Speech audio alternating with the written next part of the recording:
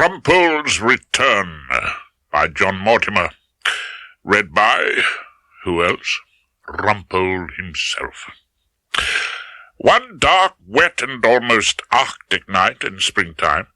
In fact, it was Thursday, the 13th of March, and the sort of brutal English weather which ought to have made me profoundly grateful for where I was at the time. A 35-year-old clerk in the Inland Revenue named Percival Simpson left his evening class in Notting Hill Gate and went, as he always did on Thursday nights, into the delectable Drumstick to buy his takeaway supper. The meal in question consisted of a cardboard box in which was stowed a pale and hairy portion of greasy, battery-fed chicken and a number of soggy chips. Having secured this repellent repast, Simpson paid for it with money from the purse which he always carried about his person, and made his way out of the neon-lit splendours of the delectable Drumstick into the stormy unpleasantness of the street. He was going, as usual, to take the tube to his bed-sitting room in Paddington. Exactly what followed never became altogether clear. Prosecuting counsel failed to elicit a coherent story from the various witnesses, and the defence was, as usual, only too happy to allow the picture to remain somewhat opaque. As Simpson walked along the broad and fairly well-lit pavement, he passed a large and rather muddy vehicle. It was later shown to be a Volvo estate car with a Hampshire registration, which drew up behind him. A man got out, of no more than Simpson's age, but of an entirely different appearance. The man from the Volvo was a product of Eton, Sandhurst, and the Brigade of Guards. Simpson had acquired his mastery of mathematics at Stanmore Comprehensive and the North London Poly. It would be difficult to think of two more dissimilar young men than Percival Simpson and the Honourable Roderick, known to his many friends as Rory, Cantor, younger son of the late Marquis of Freeth. And yet they were to be inextricably joined in a famous double act, playing the parts of corpse and defendant in a trial staged before a large public at the Old Bailey. These events might, in the old days, have provided a certain amount of grist to the Rumpole mill, but at the time I was in a deck chair, gently ripening to a roseate hue in the brilliant sunshine of southern Florida, looking out past the golden sand and assorted geriatrics to the Atlantic Ocean. I was in a strange condition which could be described as neither life nor death, but something in between, a kind of air-conditioned purgatory. Not to put too fine a point on it, I had retired and gone to live in America. The summons to this lotus-eating existence had come from my son Nick, always the brains of the family, who had crowned his academic career by becoming head of the Department of Social Studies in the University of Miami. He had also acquired a sizable house with a swimming bath in the garden, a place which his wife Erica mysteriously referred to as the backyard.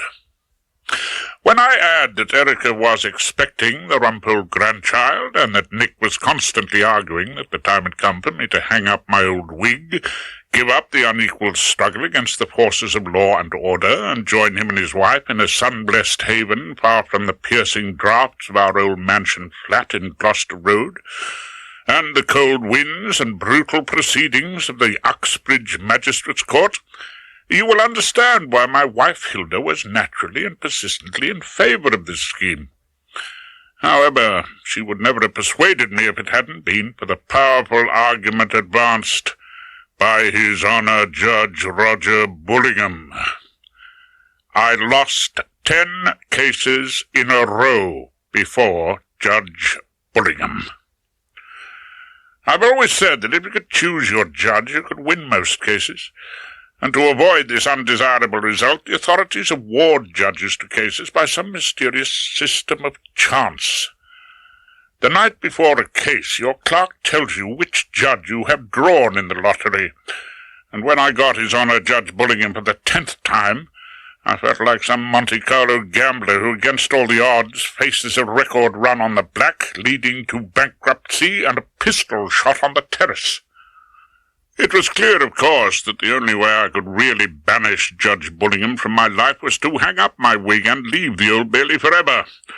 So we accepted Nick's invitation and moved to southern Florida. On our shopping days after lunch, Hilda and I would take chairs on the beach and go through the back numbers of the Times that my old friend George Frobisher posted to us from time to time.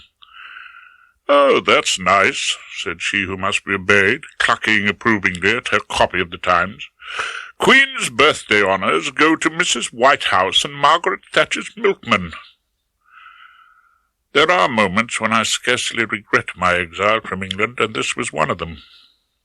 But then I began to read the account of an unsolved London crime. Notting Hill Gate mystery. The Honourable Rory Cantor, younger brother of Lord Freeth and wealthy Hampshire landowner, stabbed in underground station. My God, it is a mystery. What's an honourable doing down the tube like a common barrister? The smile put on it by the elevation of the Prime Minister's milkman faded from Hilda's face. "I wish you'd stop worrying about that sort of thing, Rumpole, now I've persuaded you to retire." "You didn't persuade me to retire, Hilda. His Honour Judge Bullingham persuaded me to retire. Anyway, I was losing my touch. I couldn't have shovelled more customers into Wandsworth if I'd joined the old bill. I tried to forget Bullingham by reading the account of a more or less decent crime. About the time that I was reading the delayed account of the Notting Hill Underground murder mystery, Ken Cracknell, approached the door of my old chambers on which the list of familiar names was painted. Guthrie Featherstone, QCMP, led all the rest, beating by a short head the name Horace Rumpole, which had been crossed out in biro. The Temple sign painter, having never got round to painting it out and moving the other names, Thomas Cartwright, Uncle Tom, Judge George Frobisher, Claude Erskine Brown, Phillida Trant, who has now, in the make-believe world of married life, adopted the pseudonym of Mrs. Erskine Brown, Clement Hoskins, Flavius Quint, etc., etc. Cracknell, a reasonably good-looking young man of 30, with a tumbling lock of black hair, thick eyebrows, and the expression of one who constantly believes that he is about to be insulted and doesn't intend to stand for it, glanced at the list of names, as he had done on many occasions, appeared to notice a glaring omission, and continued on into the clerk's room, looking more resentful than ever. "Mind if I hang up my gear on your door, Henry? Being a squatter gives you no damn place to put anything." He looked at my ex-clerk as if expecting some reactionary opposition to his plan, which he would be able to denounce on a point of democratic principle. He seemed almost disappointed when Henry's only reply was, "That's quite all right, Mr. Cracknell. The Chambers meeting's been going on for about 10 minutes. Cracknell raised his eyes to the ceiling above which, in Featherstone's room, the established members of Chambers were discussing matters of great importance, particularly to him. "This Chambers meeting is the first we've held in the absence of a once familiar figure." Guthrie Featherstone was in the chair. "Rumpole." It was my old friend George Frobisher, now a circuit, or as I prefer to call it, circus, judge, who guessed that Featherstone, in his somewhat elliptical way, was referring to the old Bailey hack, now put out to grass in a distant land. "We thought we'd never get rid of Rumpole. We kept giving him farewell dinners," Uncle Tom grumbled. Then up spoke a diminutive grey-haired Welshman with an insinuating voice and the look of a man who could apply a good deal of low cunning to running down cases. He was a practitioner on the Welsh circuit named Owen Glendower Owen, and a recent addition to Chambers. "The man's lucky to have a son doing well at a foreign university, from what I can gather. Very comfortable billet he must have there now." "All the same, Chambers doesn't seem like Chambers without Rumpole," my old friend George Frobisher put in a word for me. "Exactly. We seem to have got rid of the stink of cheap small cigars in the passages. Claude Erskine Brown, never one of the Rumpole fan club, had no regrets." "There do seem to be rather fewer villains loitering about Chambers," George admitted. Featherstone called the meeting to order. "I thought I'd take this opportunity," he said, "to raise the question of the other candidate who might share Rumpole's old room with Glendower Owen. As you all know, young Cracknell has been with us during the past year as a squatter. Now here perhaps I should explain a legal term. The average young man, hopeful of pursuing a brilliant career at the bar, cannot start to practice until he finds some set of chambers to take him in. Accordingly, he clings on to his place of pupilage with the tenacity of a drowning man clutching an overcrowded raft. Although he knows he is unwanted, and there is probably not enough ship's biscuits and water to go around, he prefers to hang on rather than brave the dark and hostile waters around him. An ex-pupil in this position is called a squatter. Cracknell gets a fair amount of work. He's about to do a long fraud with Hilda and the dirty books case in the north. Glendower Owen seemed to have a more intimate acquaintance with the squatter, whom he seemed to see as a potential money-spinner. "Do we really want dirty books in chambers?" Erskine Brown sounded unimpressed. "Interesting fellow, Cracknell," Featherstone said. "He tells me that he intends to do cases connected with civil rights." "Exactly." Erskine Brown sounded as though his worst fears were confirmed. Miss Trant looked at her husband with a hostility that made Featherstone's heart flutter. "Well, what's wrong with civil rights? Better than civil wrongs, wouldn't you say? Of course Ken's a radical lawyer. I know that's the sort you don't want to have the key of the lavatory, like women and blacks." She started her usual oration, and her husband looked at her puzzled. "Oh, well, I'm not sure Cracknell sounds in the least bit desirable." Erskine Brown looked at his wife. "From what you tell me, Philly, he lives in a commune." "I told you, Claude, that he lives in a community near King's Cross." His wife corrected him and went on, flushed with sincerity. "I've seen Ken once or twice in action down at Bow Street. Believe it or not, he's a very attractive advocate." At which point the door opened and the squatter entered. The others looked somewhat startled, as if they'd been caught out in some discreditable conspiracy. Miss Hilda Trant was the first to greet him, using that shortened version of his Christian name, which he insisted on to show that he was of radical views, a man of the people, totally without pretensions, and not a pompous barrister like the rest of us. "Oh, hello, Ken," said Miss Trant, almost shyly. "Well, hello." Young Cracknell looked round the room, unsmiling. "Aren't squatters invited?" "Of course." Featherstone was almost too effusive. "And you won't be a squatter forever. We're considering the position of accommodation in chambers now that Rumpole's left." "Rumpole?" Ken Cracknell seemed genuinely puzzled. "Everybody's always talking about Rumpole. I've never met the man." I was standing on the sidewalk of a busy shopping street in Miami. I had bought a new box of small cigars. Hilda was waiting for me in a battered yellow taxi, and I was confronted with an unusual sight in that bustling city. A young man wearing a quiet tie, a clean white shirt, well-ironed jeans, and industriously polished shoes. His hair was short, clean, and neatly parted. He was proffering to me, held between finger and thumb, a large yellow flower. "A sunshine day for you and me, friend and brother," the young man said. "Praise to the eternal sun." I'd been thinking for weeks of the soft rain falling around the Temple Tube Station, but I didn't want to argue. "Want to take your hand out?" he said. He had a bunch of pamphlets. Are you selling something?" I asked him. "Sunlight." The young man was smiling at me. I thought he might be a salesman for picture windows or patio doors. Whatever sort of sunlight he was dealing in, I imagined it came at a fair old price. I opened the taxi door and was about to get in beside Hilda when he said, "Meet and talk." What?" "We shall meet and talk, friend and brother. As sure as the seeds grow in the sunlight, we shall meet and talk." Yeah, sorry, got to get back home now. My son Nick's giving a party, poolside." I shut the taxi door then, but I still saw his pleasant face framed in the open window.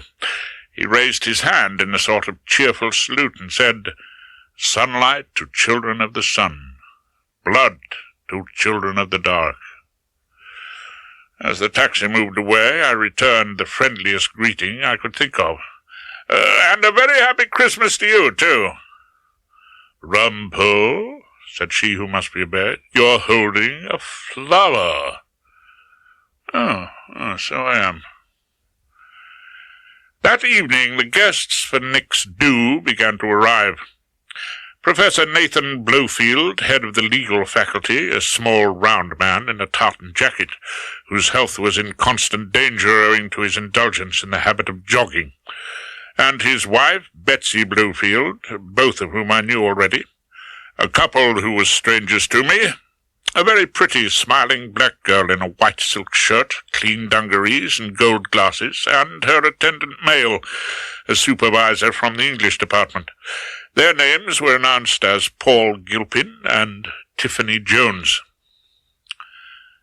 "Any time you want to come up to the campus, Mr. Rumpole," Professor Blowfield smiled invitingly, "I'm sure my students would be honored to meet a trial lawyer from England."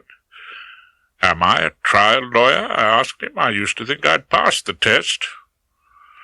The others had wandered away in search of food and drink, and I was left with Tiffany Jones. She seemed a particularly nice girl. I wanted to find out more about her. "What department are you in up at the university, Miss Jones?" "Oh, please, Tiffany." She put a long-fingered brown hand on my arm as she spoke, and I avoided looking for any reaction from she who must be obeyed. "I'm in social economics and statistics." It had to be admitted that the confession was not romantic, although the manner in which she made it was. I've always had a head for figures. Since I was a kid, I guess. I cover the economic statistics for Nick's Department of Sociology. How many one-parent families in inner-city areas take to pinching milk bottles? I knew what she meant. I once had a 12-year-old delinquent for a client who told me his trouble was that he couldn't relate to his mother in a one-to-one supportive relationship. That kind of thing. Tiffany grinned. "I like the statistics, but the rest of it's a lot of crap, isn't it? I mean, wherever you come from, you can always choose between God and the devil." Although she was still looking happy and radiant, her words had a sudden, almost chilling seriousness. "Can we choose?" I asked her. "Fate dealt me an old devil called Judge Bullingham for 10 cases running." "No matter what luck you have, there's always a choice between light and darkness. The choice is yours, as sure as the seed grows in the sunshine." I frowned, trying to remember. Her words troubled me like an unfamiliar quotation. But when she spoke again, of course, I got the source immediately. "We must meet and talk on this subject, friend and brother," Tiffany Jones said. "You and I must meet and talk." Hilda interrupted from the middle distance. I looked down and noticed, with mingled regret and relief, that Tiffany's hand had left my arm. Blood was to prove the undoing of Percival Simpson. Blood, and the fact that he possessed an extremely observant landlady who had never liked him, and had always found his natural shyness and reserve deeply suspicious. As I was giving Professor Blowfield a golden oldie from my collection of legal anecdotes, Simpson was coming down the stairs of his lodging in Alexander Hertzen Road, with his mackintosh over his arm, to meet the inquisitive landlady hovering in the hall. "Just slipping out to the cleaners, Mrs. O'Dwyer," Simpson said in a half-hearted attempt at friendliness, but the unsolicited information immediately attracted her attention to the mackintosh over his arm, and to what seemed to her to be, although faintly, a pinkish stain, only half hidden by the fold in the cloth. So, as soon as her lodger was safely out of the house, Mrs. O'Dwyer abandoned her Hoover and went up to his room for a good look round. She saw what she had often seen and disapproved of on previous visits when she did her minimal cleaning. On Simpson's dressing table was a crude and amateurish watercolour, cheaply framed, of a naked couple hands stretched upwards towards a flaming yellow sun in a deep blue sky.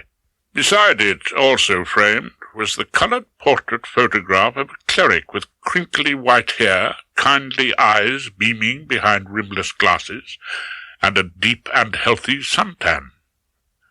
In front of the photograph stood in a votive position a half-burned candle in a china holder. Beside it lay an ornately handled and curved Moroccan dagger in a bronze sheath, and carefully folded and kept in place by the handle of the dagger was a square of white paper through which some scrawled red lettering was just visible. Mrs. O'Dwyer looked at this collection, the only pool of colour in the drab room, and saw nothing that she had not seen before. She looked at the narrow divan bed with its porridge-coloured Hessian bedspread, and the shelf over it on which were lodged a Bible and several volumes on revenue law, together with a tattered copy of The House at Pooh Corner, a relic of Simpson's childhood. Then she opened the wardrobe. There were very few clothes hanging in it, an old jacket, a suit for the very best, a few shirts and underclothes, but Mrs. O'Dwyer looked down at a pile of dirty washing at the bottom of the cupboard. She picked up a shirt and looked at the cuff, and there she found, to her considerable excitement and enormous satisfaction, a stain that was deeper pink, in which the attempted washing had been less successful than the mark on the mackintosh that her secretive lodger had been taking to the cleaners.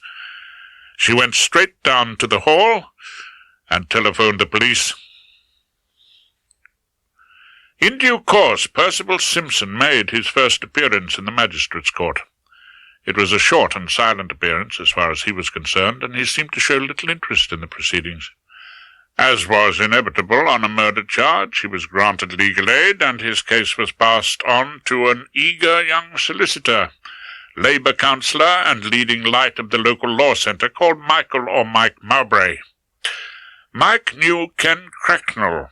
They had been fellow students at the London School of Economics, and as anxious to advance his friend's career as his own, he gave the brief in this desirable murder, the sort of case for which in my early years at the bar I would have been tempted to go out and do the deed myself, to the ex-squatter, now tenant of my old room, K. Cracknell, Esquire.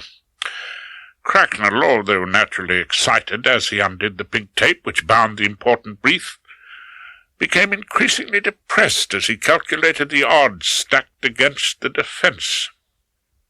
So he was now sitting in Rex's cafe opposite the Old Bailey, eating some of the superb scrambled eggs that they served there from dawn on, telling his troubles to the portia of our chambers, Mrs. Phillida Erskine Brown, née Trant. She had grown agreeably used to breakfast with Ken Cracknell, who looked this morning with his dark hair and smouldering eyes like a young Heathcliff of the legal aid system. Just my luck, Cracknell continued to complain. I thought I'd do my first murder on my own and score a triumphant victory. Now, no way. I'll be a triumphant loser. That letter, Miss Trant had eagerly and helpfully read her friend Ken Cracknell's brief, and had seen the photostat of the strange missive that Percy Simpson appeared to have written in his victim's blood. He looked at her, pleased with her obvious concern. "Why don't we have a hamburger tonight and talk about it? I could show you the commune." "No, I can't. Another time."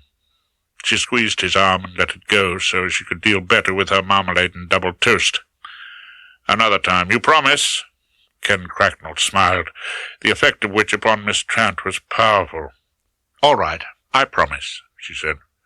She lit a low-tar, filter-tipped and quite tasteless cigarette, and added thoughtfully, "Ken, about that defence of yours, there is someone who really knows about bloodstains." "Oh, you mean Professor Andrew Ackerman?" Cracknell mentioned the Prince of the Morgues, the best forensic science witness in the business. "He's giving evidence for the prosecution." "No," and Miss Trant breathed out smoke through elegantly flared nostrils, "but someone as good as Ackerman. I could write to him, if you like. Dear Rumpole, It seems ages since you left us, and of course we all miss you.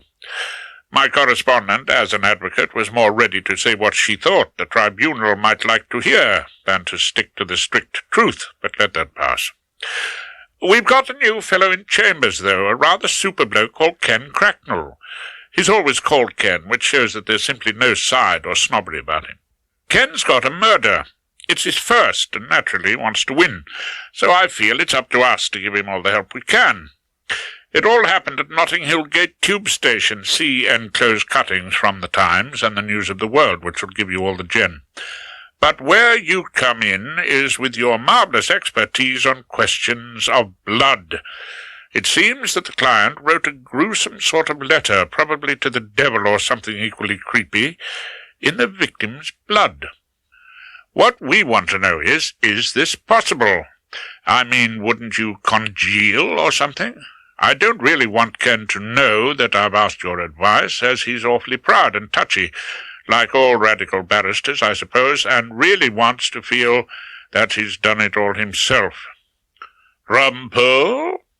Hilda was calling to me from the other side of the lawn sprinkler as I stood by the post-box on the road at the end of the garden and read this letter, which seemed to smell, even as I held it, comfortingly, of fog and damp and old law reports and breakfast in Rex's cafe. Is there anything in the post? Do write if you can think of any sort of a cunning wheeze for Ken. Hope you're enjoying the sunshine. I do envy you. Hilda, Trant as was Erskine Brown. No, nothing really. Just a postcard from my old clerk. I stuffed Miss Trant's letter into my pocket. For some reason I felt guilty about it, as though I were already plotting the desperate course I was about to take. The Importance of Bloodstains in Forensic Evidence by Professor Andrew Ackerman, MRCP, FC, Path. The advantages of having a son who has done well in an academic career is that you can have your favourite books about you, even in Miami. I was in the long, pleasantly cool room of the university library. Around me, blonde and bronzed young people dressed in jeans and T-shirts chewed gum and read the letters of Henry James, or some 12-volume commentary on the works of Trollope. I leafed rapidly through Ackerman's familiar index. Bloodstains on clothing, on floors, on innocent bystanders.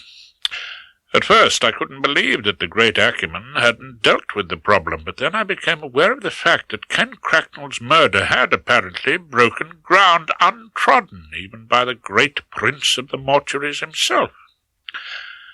I was clutching Andrew Ackerman's weighty volume and crossing the pleasant tree-lined campus, threading my way among the bicycling and courting couples, when I came up to those former barbecue guests, Professor Blowfield of the Law Department and Paul Gilpin from English, together with that distinguished academic young Nicholas Rumpole, head of the Department of Sociology. It's the damnedest thing about Tiffany, Paul was saying as I came up to them. She's just vanished. Vanished? Professor Blowfield was saying. She can't have vanished. Oh, here you are, Mr. Rumpole. It seems we have a mystery on our hands. Mystery? What mystery? Fate seems to have been unusually kind in the matter of handing out mysteries that day. Tiffany Jones never showed up at the department, Nick said. Yet Paul says she left home same time as usual. And there's a young guy on the campus says Tiffany sold him a car yesterday, said Gilpin. He picked it up from the street outside our apartment block with a key on the offside wheel. How the hell's she going to go on living in Miami without a car? She didn't say anything? Professor Blowfield asked. Not that I can remember. I spent only a moment lamenting Paul Gilpin's loss of the handsome Tiffany.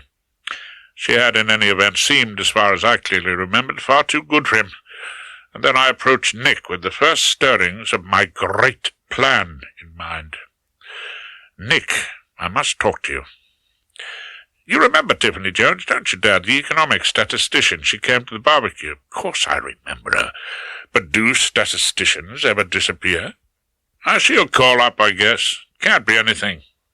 But Paul Gilpin didn't sound convinced. Oh, perhaps she just melted away in the sunshine. Look, Nick, I'll take you out to lunch. Oh, not the canteen. I don't think I could take another 3-story sandwich with a gherkin on a toothpick. Is there a quiet little chop house somewhere where we could talk quietly? We settled on the Magic Bamboo, a Chinese restaurant just off the campus. Clever little people, the Chinese, who would have made splendid Battle of Britain pilots, because they must be expert at seeing in the dark. The room, painted in black lacquer and gold, was plunged into a midnight gloom, in which husbands no doubt lunched with their secretaries, or other people's wives, or went on what might have been aptly known as blind dates.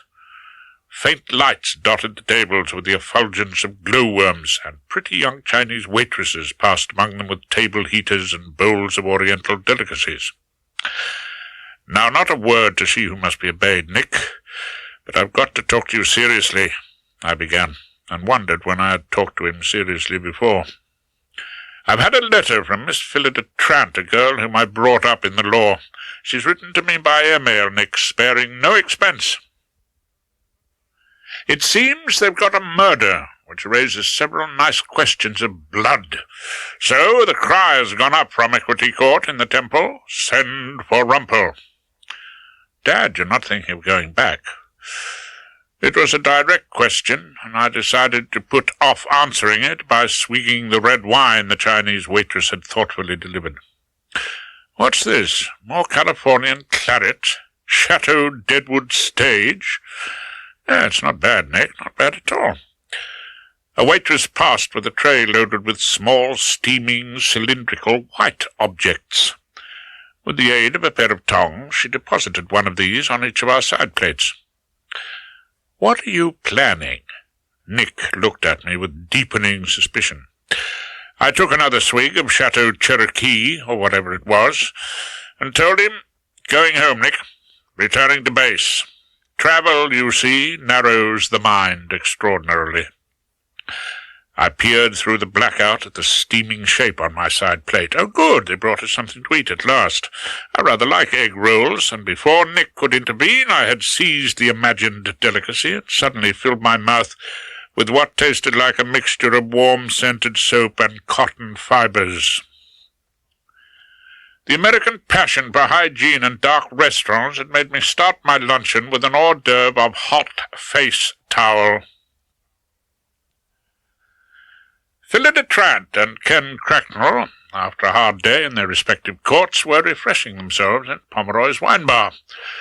Cracknell asked if she'd join him in a hamburger. Claude's getting a babysitter. We're going to the festival hall. But I promise... What? I'll turn you over in my mind during the Verdi Requiem. Miss Trant smiled at him. Oh, thanks very much.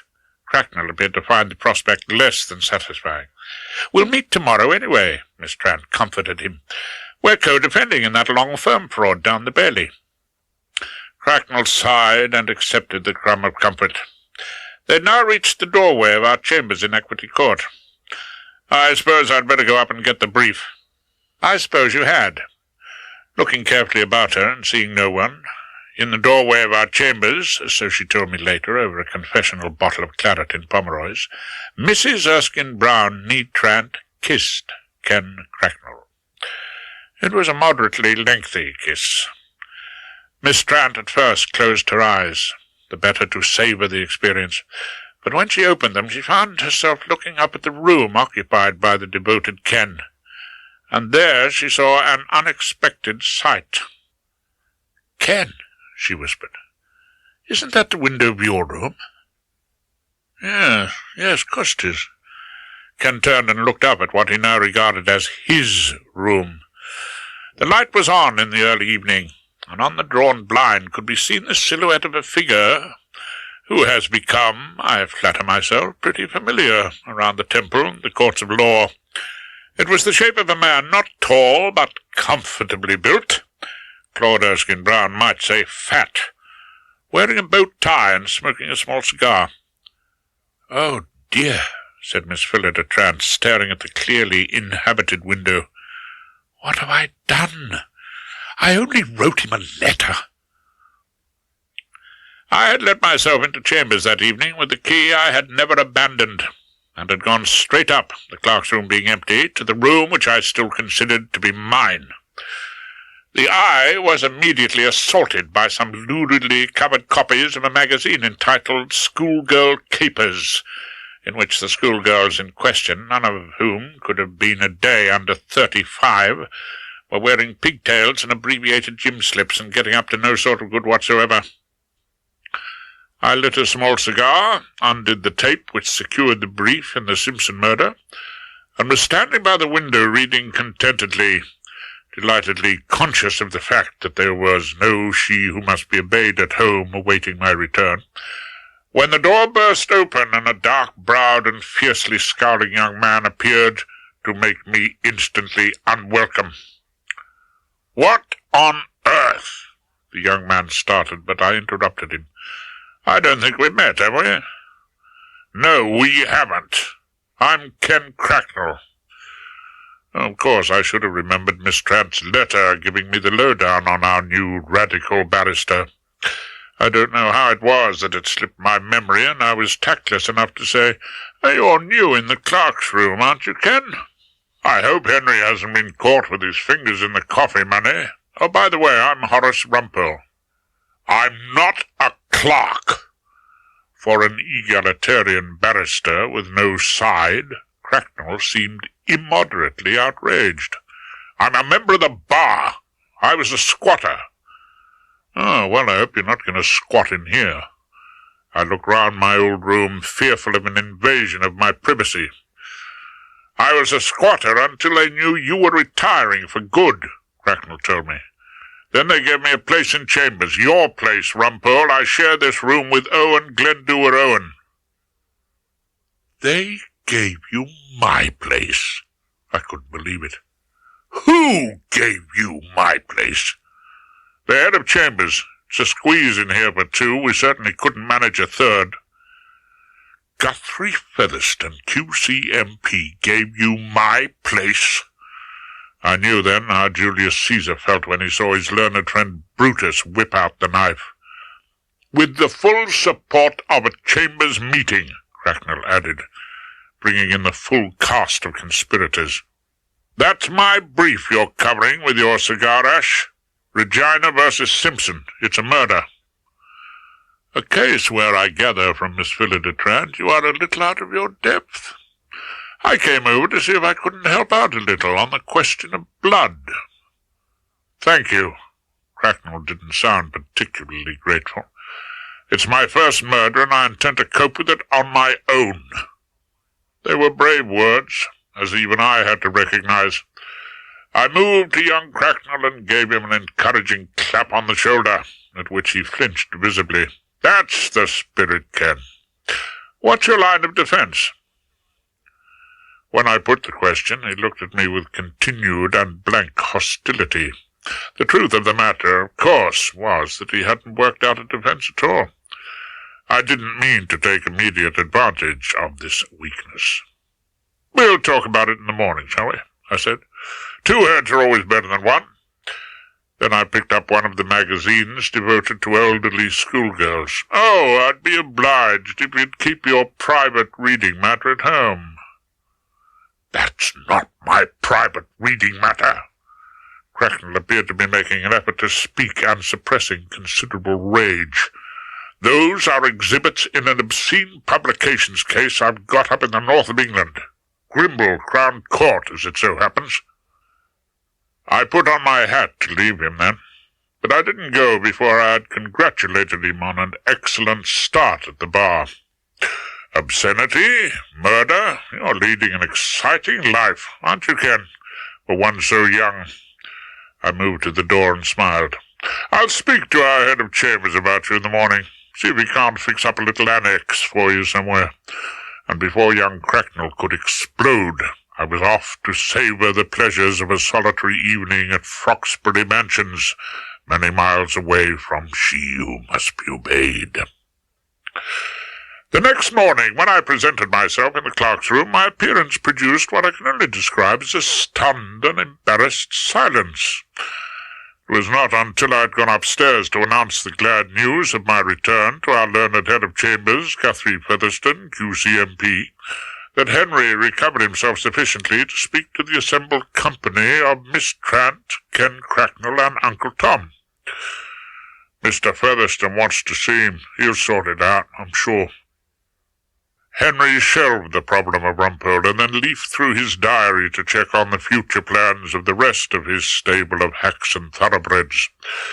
He asked Cracknell how long he gave the long firm fraud he was starting that morning, working in double harness with Miss Hilda Trant. "At least 4 weeks," Cracknell said with satisfaction, and Miss Trant nodded. She was also thinking of the fine pile of refreshers. Henry shook his head doubtfully. "I'm afraid it's going to clash with your obscenity up north," he said. "We'll have to return the brief, and then there's the murder coming up."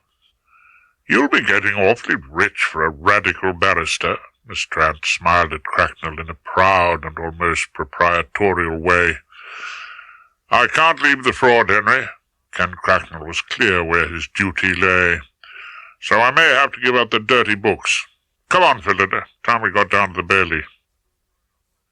As the growing friendship between Hilda and Ken led them down Fleet Street together, Featherstone was awkwardly explaining to me, "You see, Rumpole, your coming back would rather rock the boat of Chambers."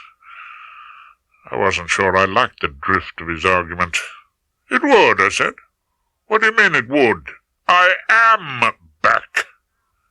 Featherstone cleared his throat, I'm glad to say in some embarrassment. "Since your departure, we've taken on 2 new members. We reckoned you were worth at least 2 other barristers, so we put 2 in your room. Glendower Owen has joined us from Cardiff, and young Ken Cracknell.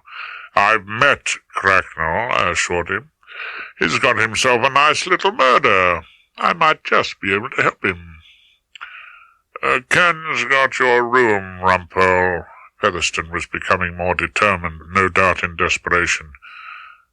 "Are you trying to tell me, Featherstone, in your devious and political kind of way, that there is no room for Rumpole at the inn?" "I'm afraid, Horace, that's exactly it." Featherstone's gloom was impenetrable. I took a long pause and then said cheerfully, "I know exactly what I shall do. I'll go back to Florida." The good Guthrie seemed to see a glimpse of light at the end of the tunnel. "Of course you should. I'm sure we all envy you the sunshine, wish you many long and happy years in your retirement." But I interrupted him in a way that clearly dashed his fragile hopes. "Go back to Florida? Certainly not. I'm going to give up being an orange." I moved to the door and then turned back to smile at Featherstone.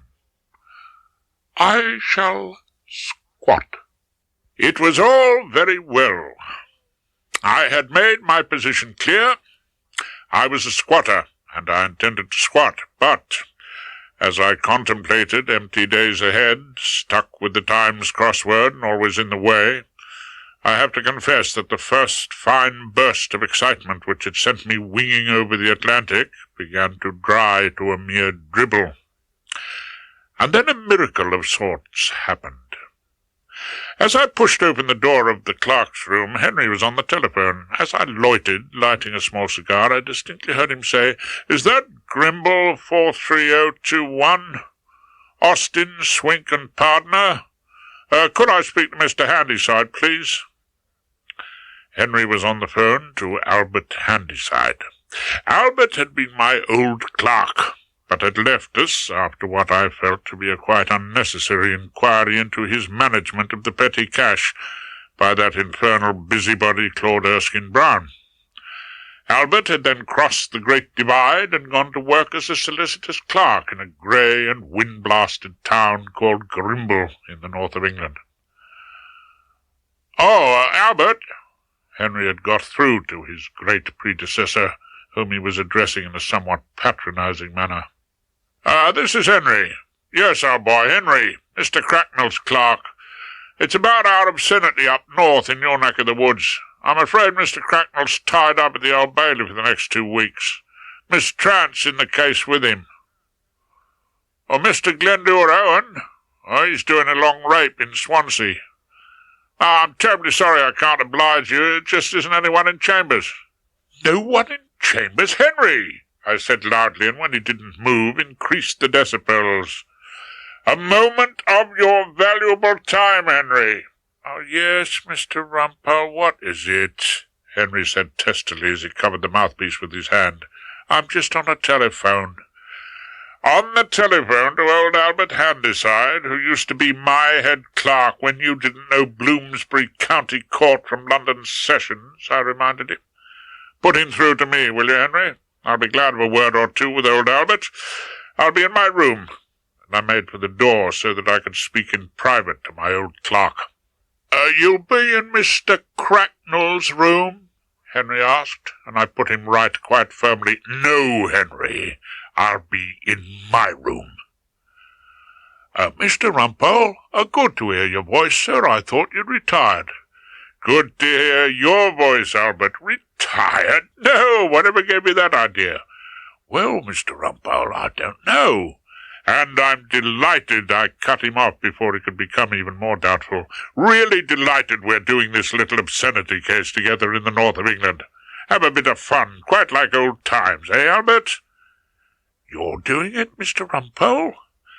Albert sounded puzzled and not quite as overjoyed as I'd anticipated. Oh, yes, didn't Henry tell you? I expect it slipped his mind. You see, there's no one else to do it. Ken Cracknell's so terribly busy these days. Oh, perhaps I'd better have a word with your clerk again, sir. Oh, I'd be glad to have you up here again. Yes, of course. I'll put you back to Henry.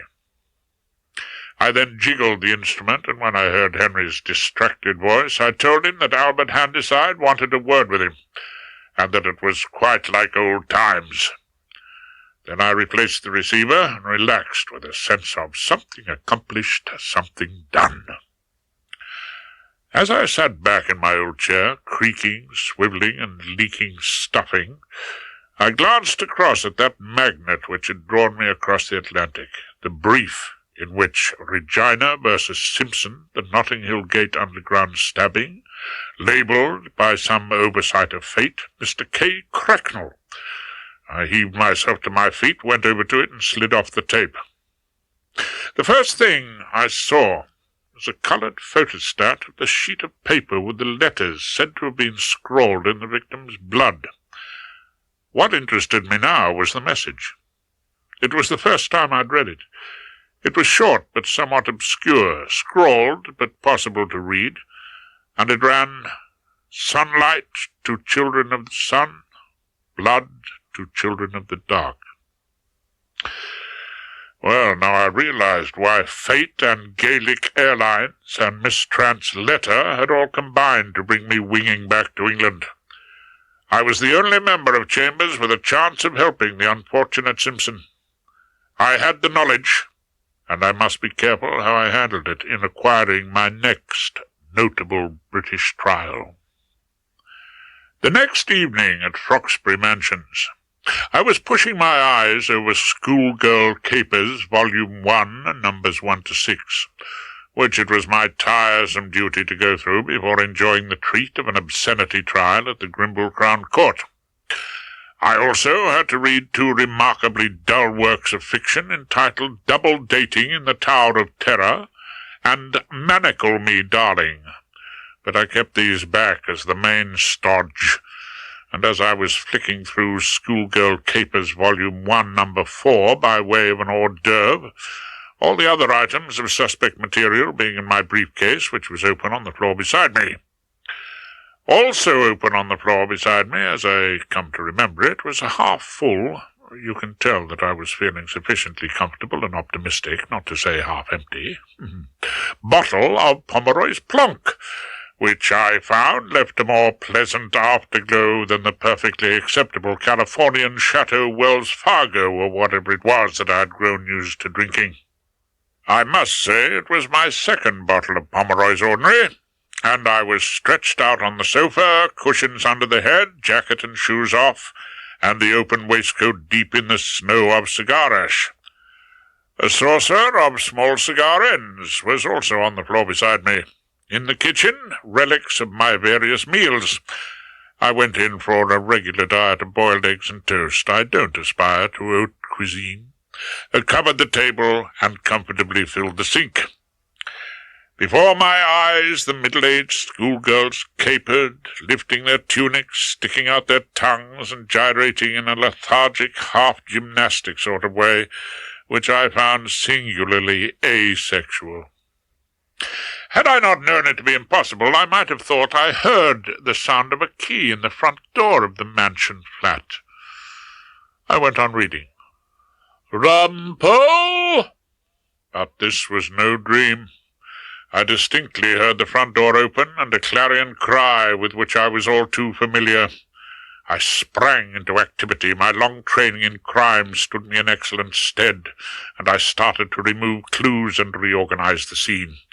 The saucer of cigar ends was tipped into the waste-paper basket. The bottles and glasses went on the window-sill, where they might be concealed by the curtain until I got up at dawn. I fastened my briefcase on the sexually explicit material, and... Rumpole, I know perfectly well you're there. It was a familiar voice. I looked round for incriminating signs and saw Schoolgirl Capers, Volume 1, Number 4, on the sofa. It was the work of seconds by a determined man able to keep his head in an emergency to thrust it behind the sofa cushions. I then took a deep breath, regretted I hadn't finished the second bottle of plonk for courage, and threw open the door that opened into our entrance hall, or vestibule. "What have you been doing, Rumpole? Trying to lie doggo?" She who must be obeyed was standing there surrounded by suitcases. Hers, I knew with a sinking heart, was to be no fleeting visit. "What's at the bottom of this, Rumpole?" What's at, where?" "What's at the bottom of your extraordinary behavior?" "I shall find out." "Don't think I shan't find out. You can't hide anything from me, Rumpole." For once I was at a loss for an answer. I shrugged vaguely, having not the faintest idea what she was on about. Then she decided to lift the pressure and rise for a short adjournment. "In the meantime," Hilda said, "you can go and put the kettle on.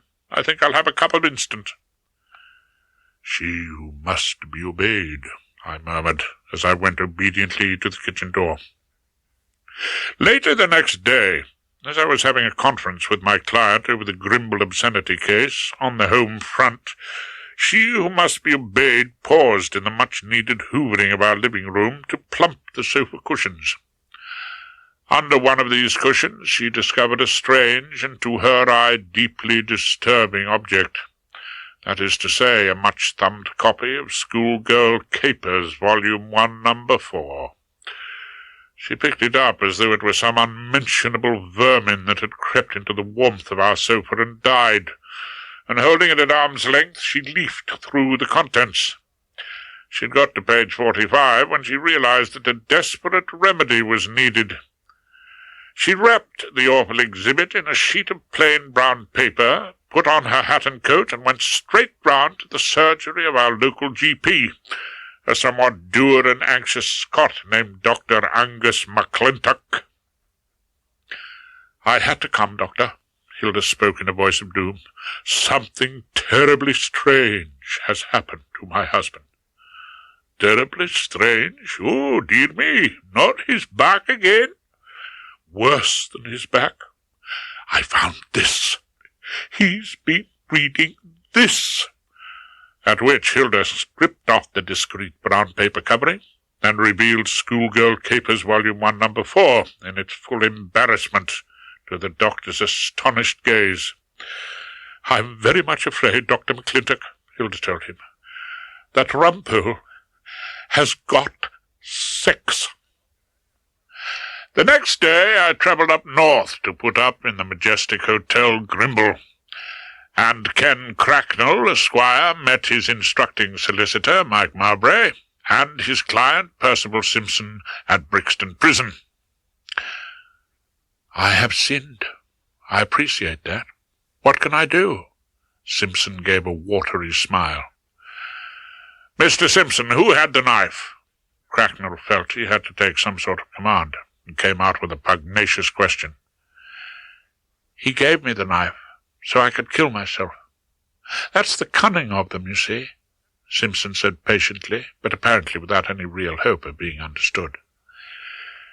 "You had the knife, Mr. Simpson. Now why did you use it? Why?" Ken was cross-examining his client. "Ever an unwise thing to do. You run the extreme risk of the old darling telling you he did the crime, which is hardly welcome information or helpful to the defense."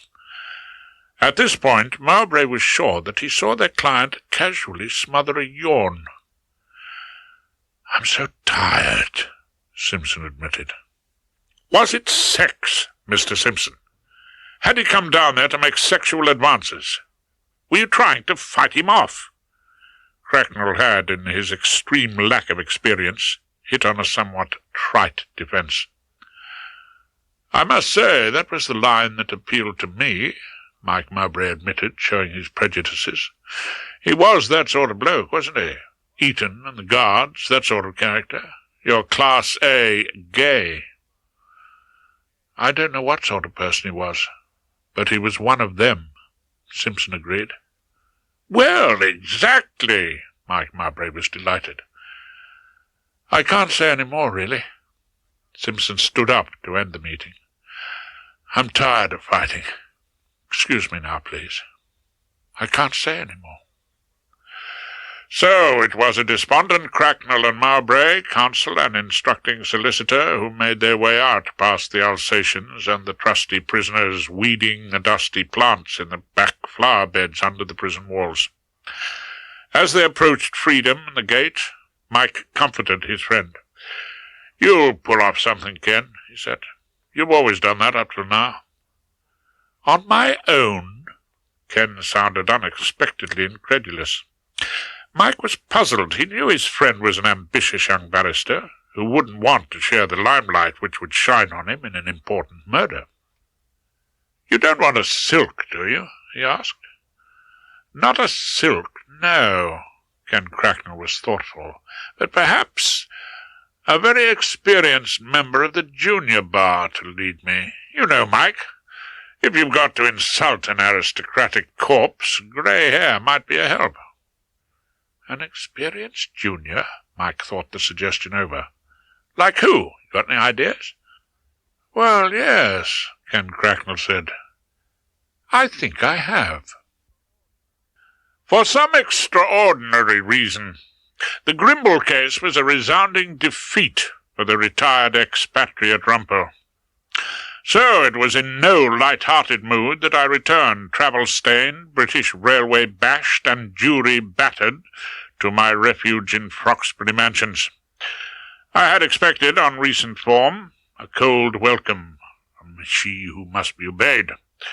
Imagine my surprise, therefore, when I let myself into the flat and found in my living-room lights dim, flowers bought and set in a cut-glass vase, and she reclining by the gas fire wearing some sort of dressing-gown. Our old wireless set was on, and from it the disembodied voice of the late Richard Tauber percolated. As I entered the unexpectedly warm gloaming of our living-room, she said, "Rumpole, is that you, dear?" "What did you call me?" I couldn't believe my ears. "I called you dear. Can't I call you dear, Rumpole?" She rose gracefully and actually poured me a glassful of Pomeroy's Plock, and it was a liberal measure. "Oh, I suppose there's no reason why not." I took a gulp and a sniff around. "Isn't there a rather odd sort of smell in here?" "Is there?" "A distinctly unusual smell. Mixture of R.C. churches and old flower vases." "Well, that's not very romantic." "No." "I'm wearing lavender water, Rumpole," Hilda said, almost coyly. "The lavender water you give me every Christmas." "Oh, sorry, I didn't recognize it. I realized I'd said the wrong thing and returned my nose to my glass. "Since we met, you have given me 39 bottles of lavender water," Hilda said without rancour. "Well, I never knew what else you'd like the smell of." And then I confessed. The case at Grimble was an unmitigated disaster. Very unsatisfied client. I sat on the sofa and gratefully changed the subject. "I say, you got a cold or something? Been in bed, have you, Hilda?" "What do you mean?" "You're wearing a dressing gown." I thought it was about time someone pointed it out. It's really more of a negligee." And to my amazement, Hilda came and sat down quite uncomfortably close to me. In fact, she was squashing up against my knee as I scratched the old sore of my disastrous day in court. I made the mistake of appealing to the old English sense of freedom. Freedom's gone out of fashion in Grimble. Herr Tauber's voice had risen to a painful squeal. I put him out of his misery and switched him off. "That singer appears to be in some sort of pain." "That was these we have loved." To my alarm, Hilda was squashing up against me even more. "We're not too old, are we, Rumpole?" she almost whispered, "to enjoy anything sentimental?" "No," I made a cautious admission, but... And then Hilda said a surprising thing. "You don't have to read those magazines, Rumpole," she said.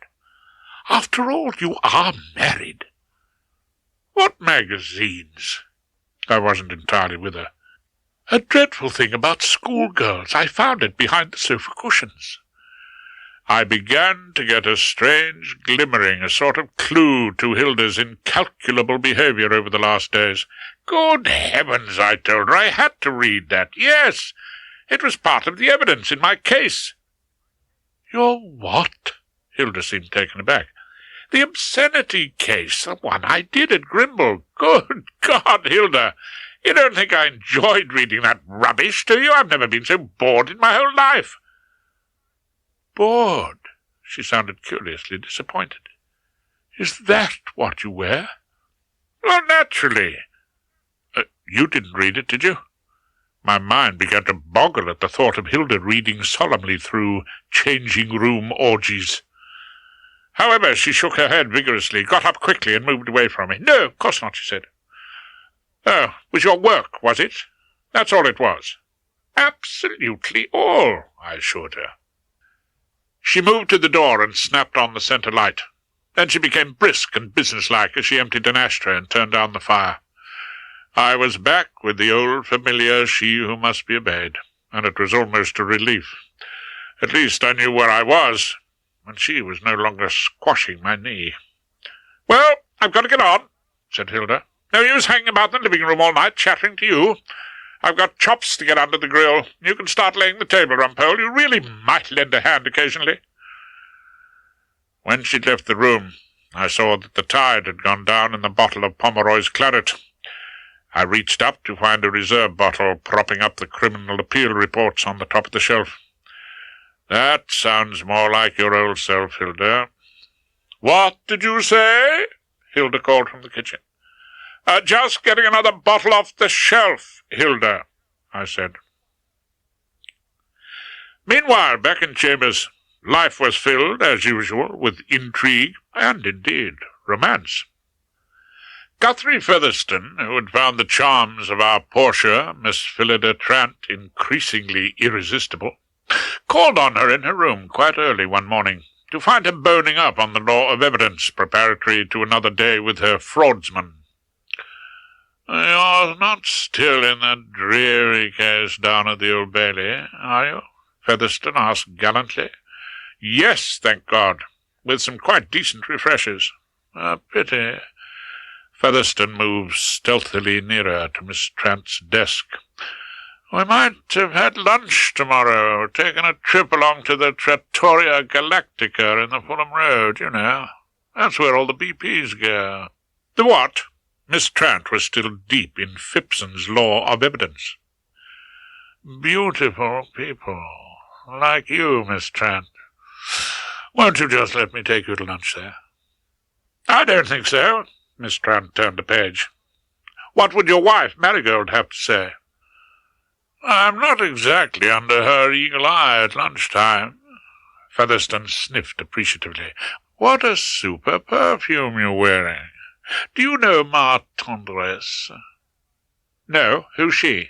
Oh, I say, enormously witty. Ha ha! Ma Tendresse.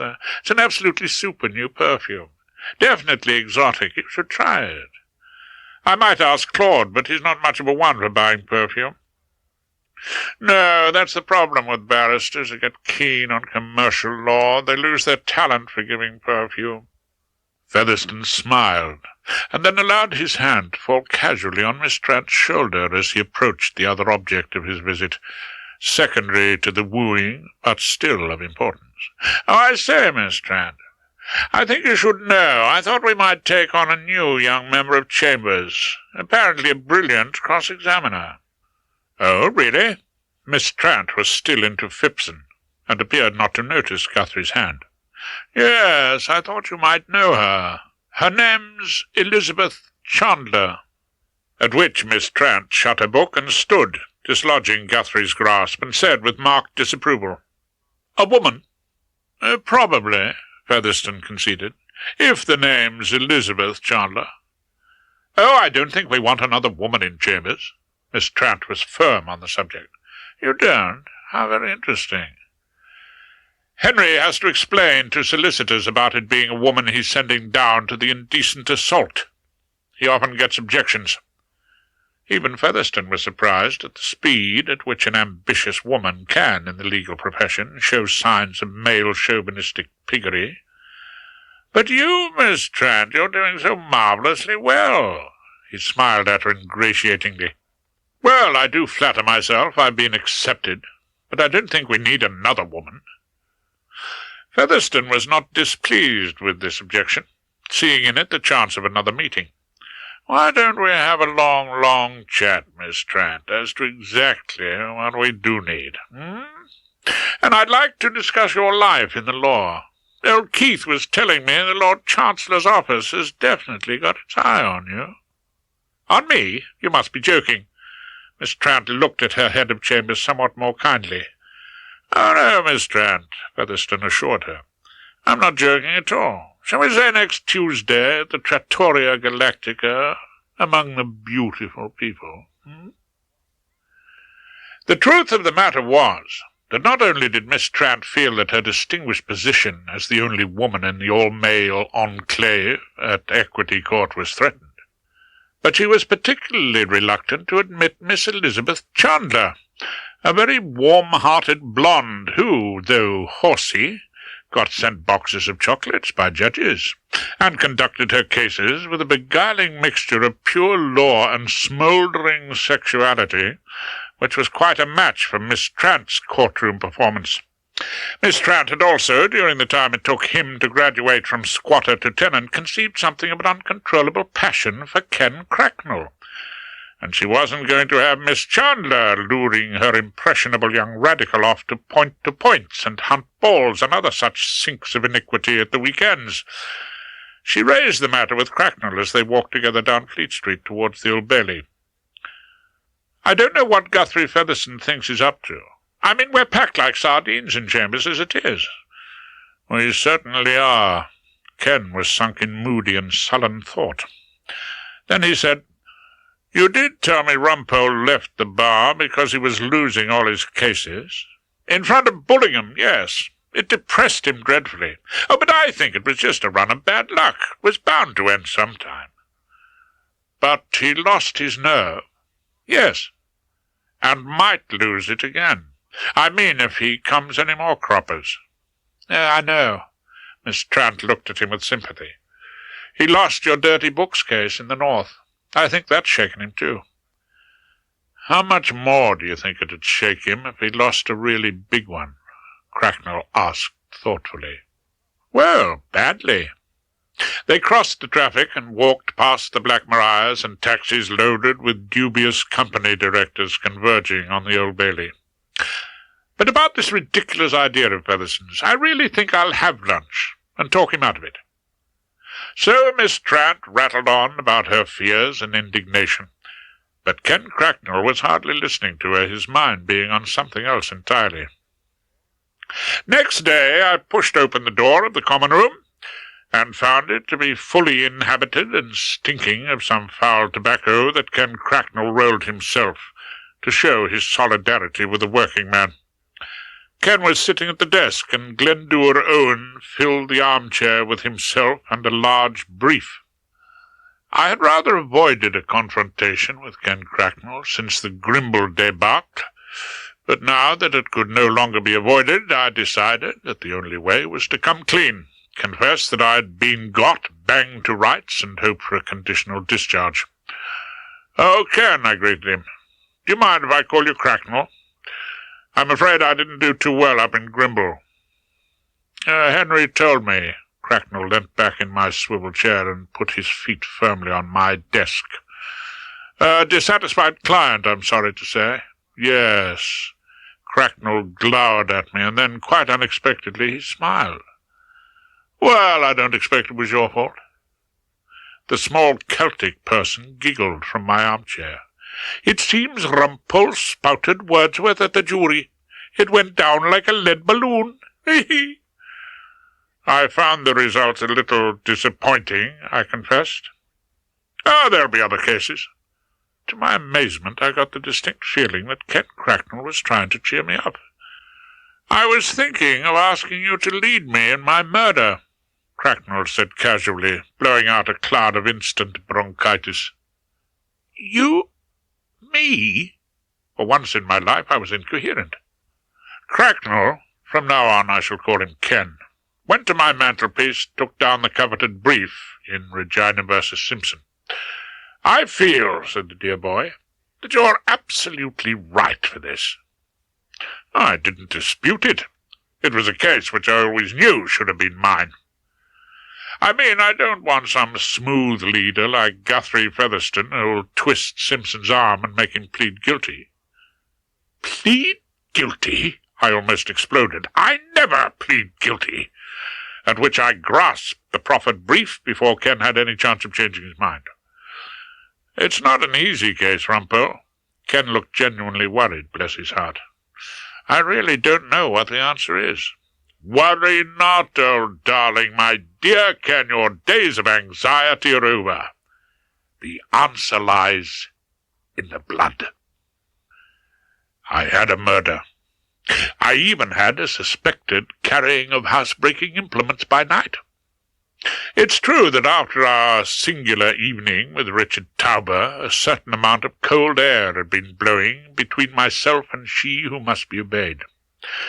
I didn't feel I was forgiven for the sudden dash to freedom, nor was it likely to be forgotten in a hurry. As a consequence, there was a good deal of silence about the matrimonial home, broken from time to time only by the clicking of Hilda's tongue. Once outside the confines of Froxbury Mansions, however, my spirits rose, my step was lighter, and I could be heard to hum tunelessly as I emerged from the Temple Tube station with the light of approaching battle in my eye. God was in his heaven, and I had the brief in Regina versus Simpson, and so there was nothing much wrong with the world outside Froxbury Mansions. It was, therefore, with a feeling of exhilaration and excitement that I returned to that favourite rendezvous of mine, the interview rooms at Brixton Prison. Ken had made his own way, and young Mowbray had walked down from his nearby office. However, a few minutes with our client Percival Simpson served to lower my spirits.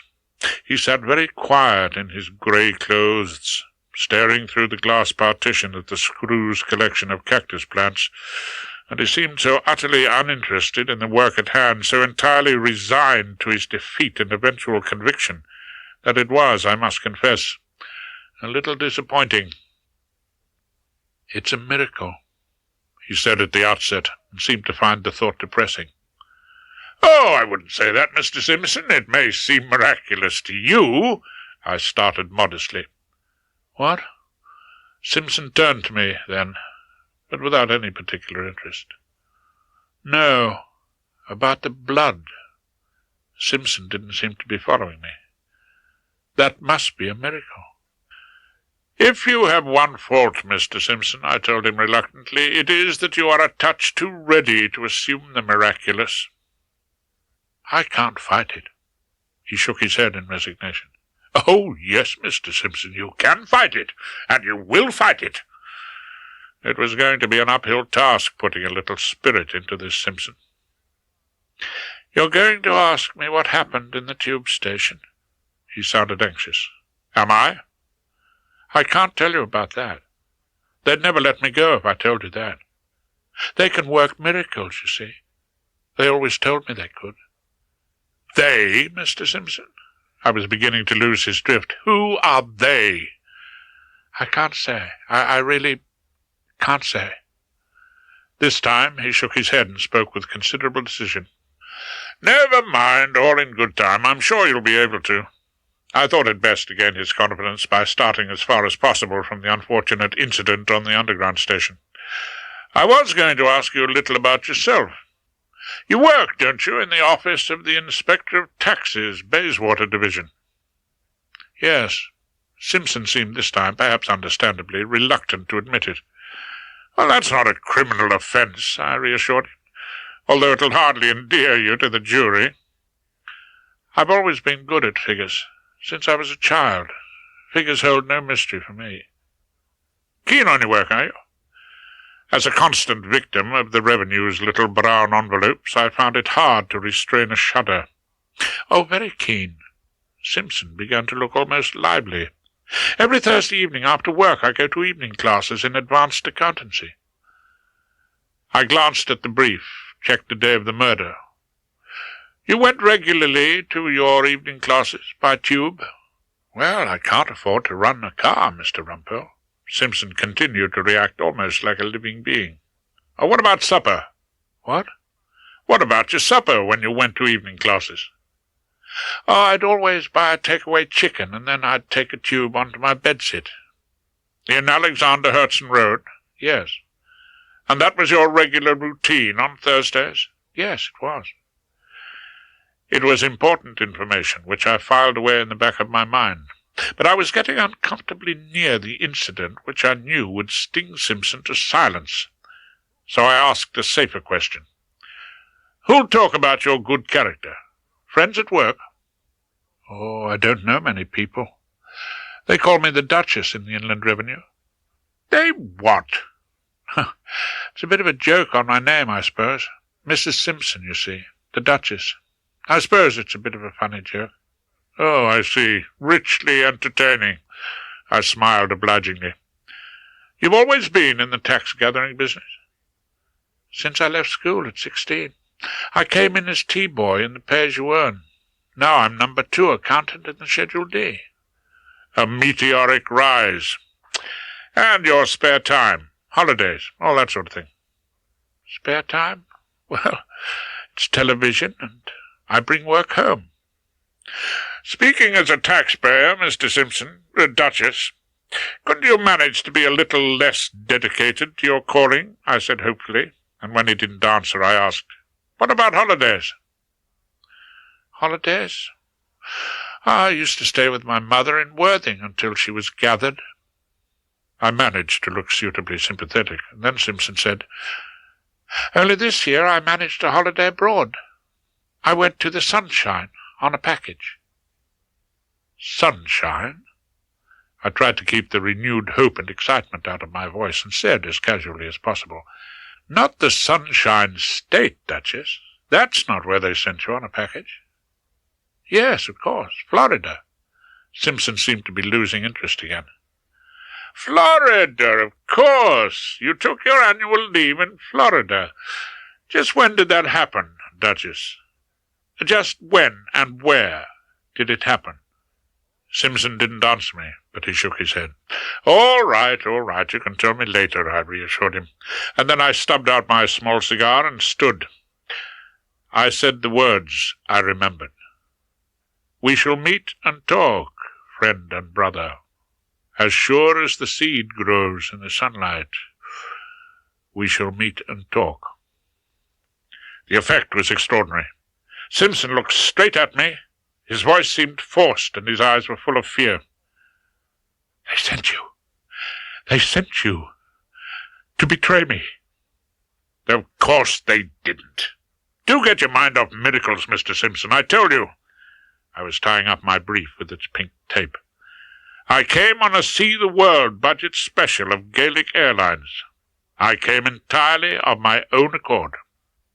Simpson didn't look reassured, but I thought there was nothing more I could say to convince him at that moment, and that I had learnt all that he was prepared to tell me.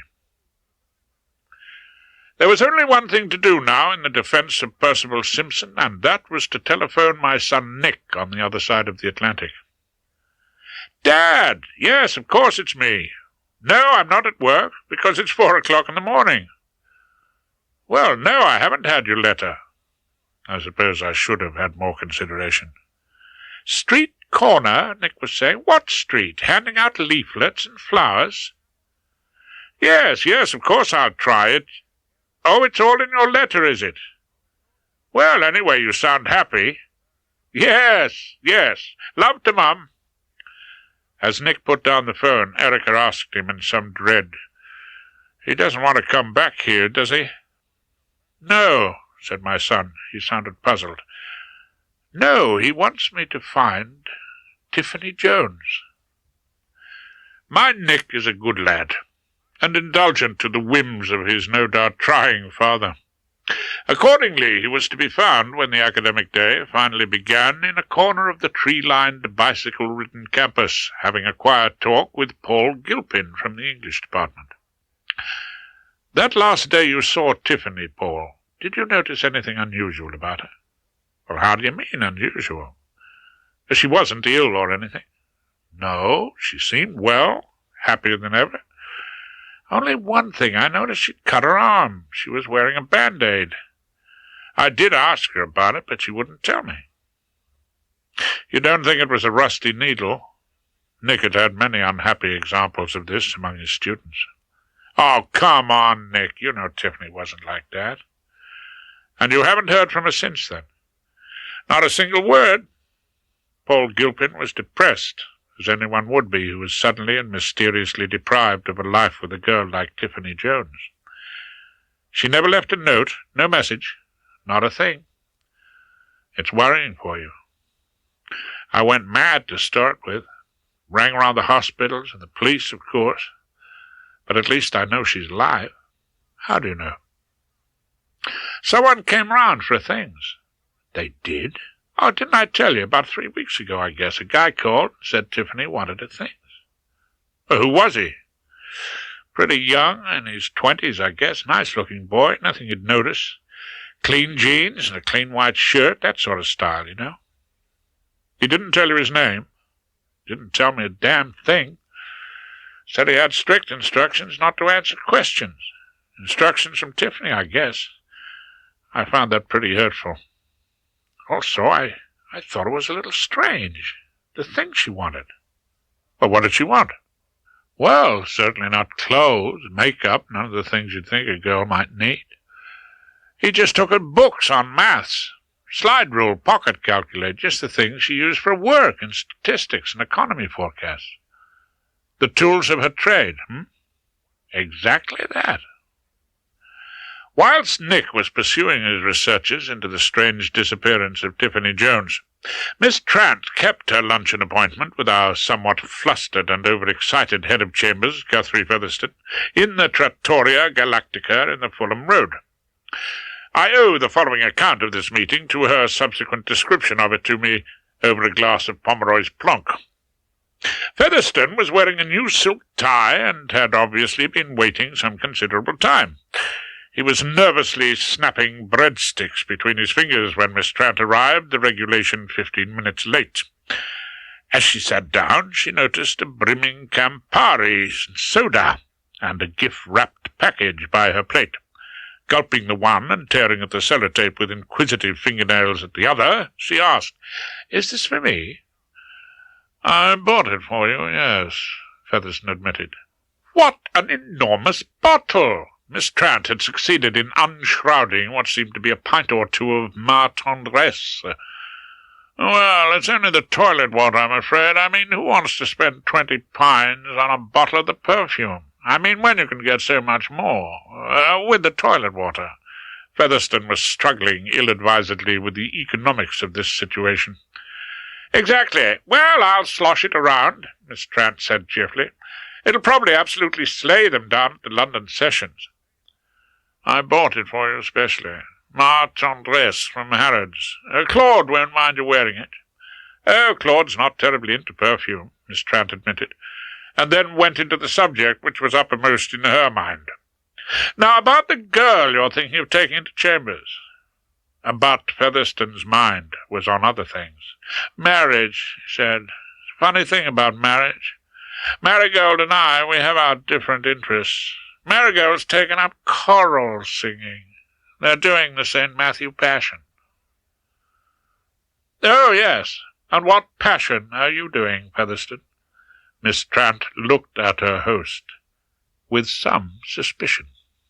Featherstone, thinking he was being treated like a dangerous Don Juan, was flattered. I say, you are sharp, aren't you? But look here, Phyllis, do call me Guthrie. Phillida. What? My name's Phillida. You see, I've been making inquiries about this Elizabeth Chandler person, and I'm not at all sure she's the type that would really muck in at chambers. Also, there are only a certain amount of matrimonial disputes where solicitors want women. I mean, are there enough for two? Matrimonial disputes, Featherstone said gloomily. Well, there are quite enough of those, God knows. But Marigold and I, we just face facts. What facts? Miss Trant asked, without interest. Well, we may fancy other people, and, well, other people might fancy us. Might they? Miss Trant's neutral tones didn't betray her incredulity. We only stick together, of course, for the sake of the children. Oh, I hadn't heard about the children. Oh, hadn't you really? Featherstone suddenly became a great deal more relaxed. They had got onto a subject on which he felt thoroughly at home. Well, there's Arabella. She goes to this funny little school in Kensington. I mean, she's 8, but she's already got this extraordinary talent for dancing. And little Luke, well, he's only just 3. I've got him down from Marlborough. I imagine he might want to come to the bar some day. Oh, you don't want to fill the chambers up with Elizabeth Chandler, then? Miss Trant was quite uncertain as to whether she'd scored a victory. Look, if you've never actually seen the children, I just happen to have a couple of photographs about me. Only snaps, of course. We took them in Portofino last long vacation. It wasn't frightfully sunny weather. There, that's Bella on the terrace of our hotel. Featherstone had produced his wallet, from which he proudly drew a number of creased and faded snaps from the space between his credit cards and his checkbook. What's she doing? Said Miss Trant, giving a cursory look. The Dying Swan? Oh, yes, said Featherstone proudly. Quite the little Margot Fontaine, isn't she? And this is old Luke with his fingers in the spaghetti. Ha ha! Oh, my God! Featherstone's voice had sunk to a hoarse whisper. He was staring across the restaurant at a couple of dark-suited businessmen who were about to settle at a distant table. "What on earth's the matter?" asked Miss Trant, puzzled. "My God, my God!" Featherstone moaned quietly, his hand to his chest. "Featherstone! Guthrie! You in some sort of pain?" Miss Trant was no Florence Nightingale, and hoped to God she wouldn't be called on to administer the kiss of life. "Pain, yes, pain, that's what I mean, of course. I must dash immediately. Look, I'll pay the bill." At which Featherstone stood up suddenly and pushed back his chair. "Pay the bill? We haven't eaten anything," Miss Trant pointed out reasonably. But Featherstone was on his way out of the Trattoria Galactica, waving a limp hand and muttering vaguely, Goodbye, Phillida. See you in chambers sometime." This highly unsatisfactory luncheon had an immediate effect which unexpectedly involved me, and in a most unwelcome manner. As I wandered into the clerk's room, Henry told me that there was a lady waiting for me upstairs. As I opened the door, I noticed a welcome absence of Ken and Glendower Owen, and the unlikely presence of a handsome woman about 35 years of age, with a cashmere twin set, a double row of pearls, and an expression of grim determination. Mr. Rumpole, we have met over the years at Chambers parties. I'm Marigold Featherstone. I remembered the wife of the QC MP, our head of Chambers. Of course. Look, I'll just see if Guthrie's in his room. I don't want Guthrie at this particular moment. I thought the tone was somewhat chilling. Thank you very much. It's you I want, Mr. Rumpole. Would you mind closing the door? Hers was a tone of command. I shut the door behind me. You want me, Mrs. Featherstone? Tell me, Mr. Rumpole, do you handle divorce? Oh, only rarely, and then with particularly thick gloves. Why do you ask? I sat down at my desk. I ask, Mr. Rumpole, because I have need of your services. Of mine? For a divorce? Well, I mean, who... I thought perhaps she had a lady friend tossed on the rough seas of a stormy marriage, but her answer set me rocking back in the swivel chair. My husband, Mr. Rumpole. I'd hardly be bothering to divorce anyone else's husband, would I? I could see the force of her argument. She continued with her evidence. I was in the perfume department of Harrods, Mr. Rumpole. I was buying my usual little atomizer. Guthrie never brings me perfume home, and I happened to catch sight of him at the Ma Tendresse counter. He was buying perfume, I hazarded a guess. Well, Mr. Rumpole, he wasn't buying potatoes. I did my best to sound unconvinced by the evidence. Well, I don't see that adds up to much of a case. He might have been buying scent for anyone, an old aunt, perhaps. Has he got an old auntie with a birthday? He was buying it, Mr. Rumpole, said Marigold, driving the final nail into her husband's coffin, for the girl he took out to lunch at the Trattoria Galactica. My brother Tom was lunching his accountant there, and he distinctly saw Guthrie at the corner table gazing into the eyes of this King's Road strumpet. And do you know what Tom saw plonked on her plate? Tagliatelle Verdi? I was guessing again, of course. A big bottle of Ma Tendresse, the toilet water, of course. The wretched Featherstone clearly needed the assistance of a good lawyer. Always ready to take on a hopeless case, I decided to defend him. Mrs. Featherstone, if I were to act for you in this dispute with your husband, I started cautiously. Yes, said Marigold eagerly. The head of Chambers? Well, it would cause enormous embarrassment. If I'm divorcing Guthrie, Mr. Rumpole, embarrassment is just what I intend to cause. This was not a woman to be trifled with. I said, leave it with me, Mrs. Featherstone. I'll think it over. A bit of delay, I had found it an infallible rule, never does any harm to the defence. I shall call on you next week, said Marigold Featherstone coldly. Then I shall expect your answer. Whilst I set about the unlikely task of finding a defence to the charges brought by this implacable plaintiff against our head of Chambers, my son Nick, out of the extreme goodness of his heart, was finding out some other answers for me. He climbed into his rather battered Volkswagen — Erica kept the estate car for her use — and drove down to the Miami shopping street, where I had been buying small cigars when I first heard about seeds growing in the sunlight. Nick parked his car and walked up and down the street, but drew a blank. Then he went into a bar and ordered a cold beer. He saw two girls in white dresses come into the bar, carrying long-stemmed chrysanthemums. Nick looked as he told me, and saw the young man in the white shirt and tie standing at the street corner with the flowers which he handed out to the passers-by, all of whom received them and his greetings with politeness and some with interest. In a moment Nick had abandoned his beer and was standing in front of the young man who had just presented him with the chrysanthemum. "It's a sunshine day," said the young man cheerfully. "Oh, is it? I really hadn't noticed," Nick said with carefully affected gloom. "Sunlight to children of sun," said the young man. "Are you not aware of the sun, our source of strength?"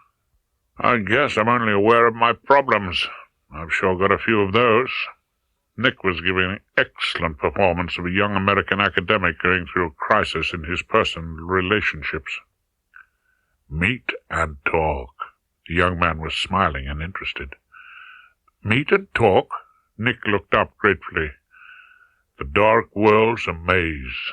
In the sunlight all is made clear. You make your life with us, and no more problems. That I guarantee. Will you come to us?" William was still smiling at Nick and looking at him through clear blue eyes with irresistible sincerity. "If only I could." "Of course you can. Anyone can. Knock, and it shall be opened to you." "What shall be opened?" "Home. Our home and your home. The Sun Valley that's waiting for you. All we ask is your talent."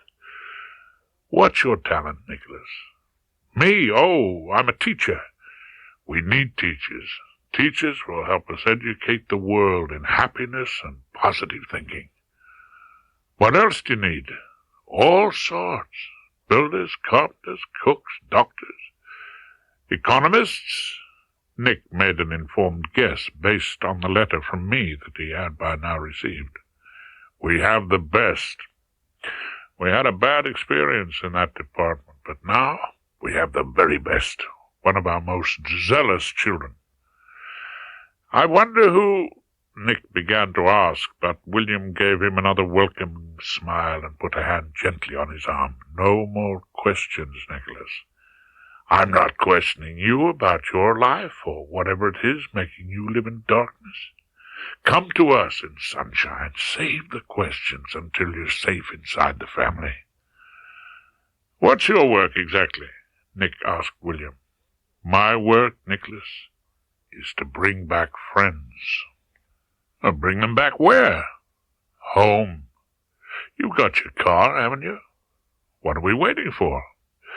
So eventually they drove off in Nick's car, with William talking soothingly all the time, so that with the heat and the gentle voice repeating encouraging sentiments and messages of hope, Nick said that he felt in a way hypnotized and almost fell asleep as he drove along the freeway. They drove on for almost an hour, William giving directions and comfort, and my son Nick saying as little as was needed to keep up the pretense of his disillusionment with a harsh world and of his readiness to put his life at the service of an unknown master and join the children of the sun. "What do I have to do to get into your home?" Nick asked innocently. "Just decide to stay. Is that all?" "Well, if you do decide to stay with us, Nicholas, there is a contract." "Oh, a legal document?" "Scarcely. You will have to write out the words of power, and write them in rather a special way." "Oh, really? And what sort of a special way is that?" William turned to Nick for a moment and said quickly, "You write it in your own lifeblood, Nicholas. Everyone does. It doesn't take much to do it." At last they came to a high wall running along the side of a narrow country road, and then there was a wide gate in the wall, painted white and topped with barbed wire. Over the gate there was a high wooden arch and a sign reading "Sun Valley," and high and triumphant over the sign was a large glass-covered colored photograph of a cleric, a man with crinkly white hair, kindly eyes beaming behind rimless spectacles, and a deep and healthy suntan. Nick didn't recognize the photograph, but then he had never been in Percival Simpson's bed sit in Alexander Hertzen Road. William asked Nick to stop in front of the gate, and he clasped his hands and raised them toward the photograph. "The master," he said. Then he asked Nick to honk the horn, and a couple of clean-shirted, large and healthy-looking young men came out of the shed by the gate and looked into the car. William rolled down the window and spoke to them. "A new friend and brother," he said. "His name's Nicholas." Nick said that the smiles of the gatekeepers seemed to be suddenly switched on like streetlights at twilight. "Be very welcome, Nicholas. May the sun shine always on a new friend." At which one of them unlocked the huge padlock which held the gate, and the other swung it open. "We're home, Nicholas," said William. "Just drive in slowly." Nick, bless his heart, drove in for the sake of the defence of Percival Simpson, and he said it was an extremely unpleasant moment when he heard the gates close and the padlock snap behind him. There was nothing immediately obvious that could explain the distinct sense of foreboding that my son Nicholas Rumpole felt. What he had driven into was like a spacious and very well-kept farmyard.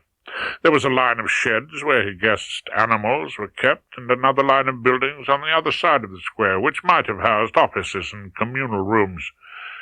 The bottom of the square was also blocked by buildings of some sort, so that the compound was effectively closed in a way that made Nick think of a well-run open prison. The inhabitants, however, were all much like William, young men and women wearing clean jeans and smiling. In a corner of the yard, a group were loading boxes and sacks of vegetables onto a new pickup truck. As they worked, they were singing. "The sun's children," William said. "We're always singing." Strangely enough, Nick didn't find even this fact reassuring. At William's instructions, he drove across to the row of communal buildings. He parked, and they got out. William led him to what seemed to him to have been a converted cowshed, and opened a door. "This is the reception area, Nicholas. Wait in here. Be at peace, and I'll tell the office you've arrived to make you home with us." William left, and Nick found himself in a long room furnished with sofas and easy chairs. The walls were decorated with a number of bright but amateurish murals of young men and women and some children walking naked across a primitive landscape hand in hand. Almost the whole of an end wall was covered with a hugely blown-up photograph of the beaming cleric, whose picture hung over the gateway.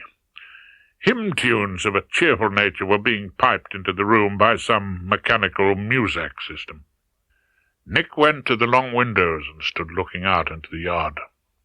He saw the industrious young people loading the truck. He could see the guardians of the gate talking together by their shed.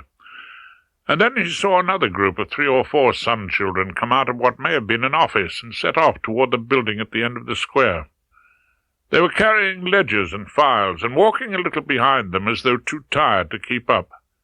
He saw Tiffany Jones. The door was unlocked, either by good luck or by William's forgetfulness. Nick was out of it in a moment, and standing in the sunshine, calling, "Tiffany!" "Nick, it's you. Have you come inside?"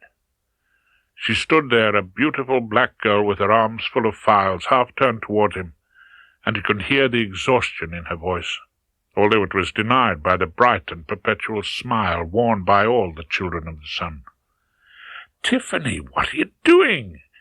We all missed you. Paul's gone crazy looking for you." "I'm working, Nick. Working for the master." She looked round nervously and lowered her voice. "We're not supposed to talk. Not to outside people." "Working? What the hell are you working at?" "Oh, the books. Using my skill in figures. I work so hard, Nick." "Tiffany, tell me." Nick asked what I needed to know. "I can't tell you. The last guy they had for accounting, he was a traitor. He betrayed them, you see. That's why they needed me." "Well, who was he, Tiffany?" She didn't answer his question, and Nick looked round. One of the young men from the gate was coming towards them. "I can't stop. We'll meet and talk. Not one-to-one, however. We can only talk together, with all the children." On the other side of the square, the loading of the pickup truck was finished. The driver was climbing into his seat, and the crowd of loaders was moving away toward the large building at the end. The young man from the gate was moving towards Nick, calling out to him in a voice which had lost some degree of warmth. "Hey! Hey, you, friend, is that your car?" "Be welcome, Nick. Be very welcome," Tiffany said faintly. As she moved away from him, Nick was looking at the cardboard-covered file which was on top of those in the black girl's arms. There was a name written on the cover, which had been crossed out, the name Percival. "Drive that up to the carport with the other gifts," the young man instructed Nick in a voice that made it clear that it was less a request than an order. Nick looked to the open shed at which the young man was pointing, in which stood a number of new and not-so-new motor cars. Then he pulled his car door open. "Tiffany," he spoke to her as calmly as he could, "let me take you home." "Oh, don't be ridiculous, Nick." She was smiling at him, and at that moment her smile seemed particularly weary. "I am home." It was the last he saw of her. "Come on, friend, move, why don't you?" The young man from the gatehouse was not to be denied. Nick swung into the driving seat and saw through his dusty windscreen that the gate was open wide to let the truck full of vegetables out. He switched on his engine, put his foot flat on the floor, and gripped the steering wheel as his car shot forward.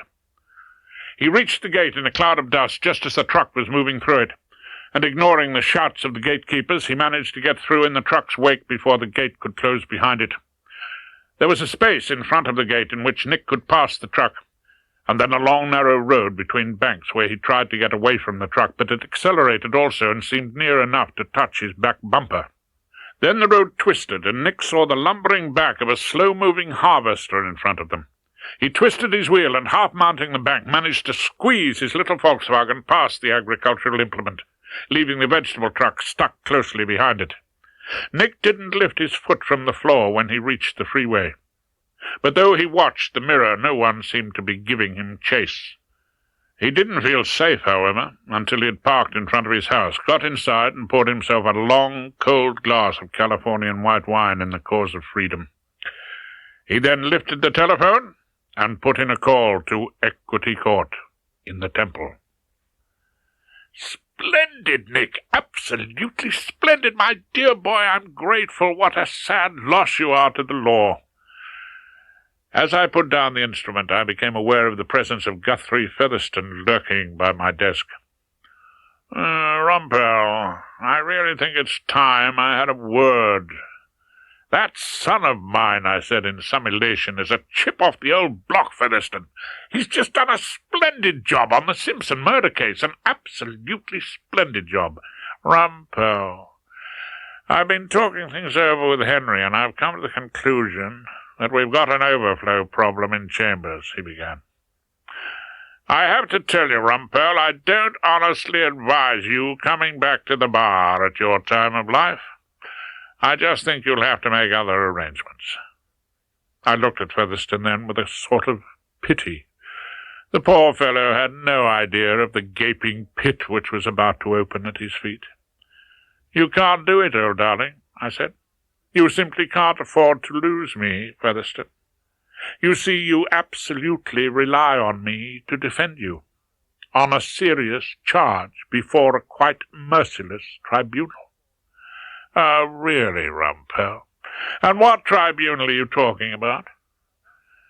And then I told him about the serious charges laid against him, matters which his wife hadn't seen fit to mention in the privacy of their home, and the embarrassing divorce case she was planning. And as I was the only advocate with the smallest chance of winning him a verdict of not guilty, I pointed out, and he saw the force of the argument, that continued prattle about there being no room for Rumpole in chambers was a foolish waste of time. Featherstone sat with his jaw dropped and a glassy look in his eye. He seemed to see the distant vision of Mr. Justice Featherstone in scarlet and ermine vanish before his eyes. "Rumpole, I rely on you." He looked at me in a beseeching sort of way. "I know." But there is a quite innocent explanation. Featherstone was taking to the life of crime like a duck to the water. For you sitting in the restaurant with whoever it was, I asked. Does Marigold know who it was? He asked, with terror in his voice, seeing a scandal approaching which would involve the whole of Chambers. Not by name. She says she was a floozy, some little tart from the King's Road, I reassured him. Oh, Rumpole, Featherstone said in a voice of doom. It was Hilda. Can you possibly mean Miss Hilda Trant, LL.B., Honours of London University, member of this distinguished chambers? I asked incredulously, turning the knife in the self-inflicted wound. Yes, Rumpole. I'm afraid that's exactly who it was. Then, if there is an innocent explanation, I put the situation before him in all its seriousness. You must let me come out with it. Otherwise, I don't give a toss for your chances, quite frankly. Of course, Rumpole, an entirely innocent explanation, Featherstone assured me somewhat desperately. I did my best to fill Featherstone with a sense of urgency. Your lady wife says she'll be back to speak to me. Oh, tell her, Rumpole. He was beseeching me now. She'll listen to you. I'm sure she'll listen. Meanwhile, my instructing solicitor, young Michael Mowbray, visited the village near to which the Honourable Rory Cantor had farmed almost 1,000 acres of rich and productive Hampshire countryside. Having taken a view of the property, Mowbray had a pint of beer and a plate of bread and cheese in the local pub, the Baptist's Head. There he heard that Fineacre Farm had been taken over by a foreign company, the exact nature of which was unknown to the red-faced, panting landlord, but which seemed to employ a workforce of young people who kept themselves a great deal to themselves and were an absolute dead loss as customers. He drove next to the neighbouring town and sought 5 minutes with the local solicitor, who happened to employ as London agents the firm where Mowbray had served his articles. He said he had a client and hinted at untold wealth and Arab connections, who was interested in buying the Fineacre property. The elder partner smiled, shook his head, and said he doubted very much if the present owners would sell. He himself had acted in the rather unusual transaction by which they had acquired the farm from Rory Cantor.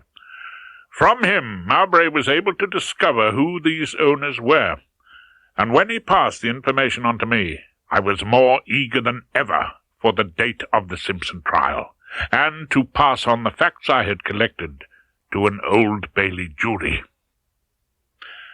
Before tackling the problems of Percival Simpson, I had Guthrie Featherstone's defence to take care of, and I was engaged on pleading his cause based on the new and ingenious set of instructions he had given me after our preliminary conference. As I opened the proceedings, I saw the tribunal looking distinctly frosty. It was as I had feared all along. Mrs. Marigold Featherstone was going to prove a hard nut to crack, and she was as unsmiling as a Methodist magistrate faced with a bad case of flashing in chapel. What should I say? Thank you very much, Guthrie, for messing about with the floozy.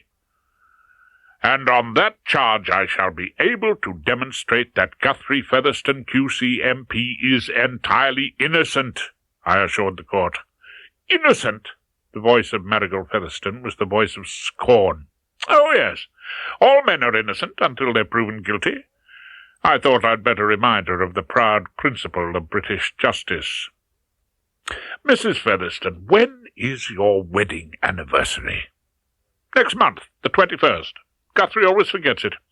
Well, this year he did not forget it. He remembered it most devotedly.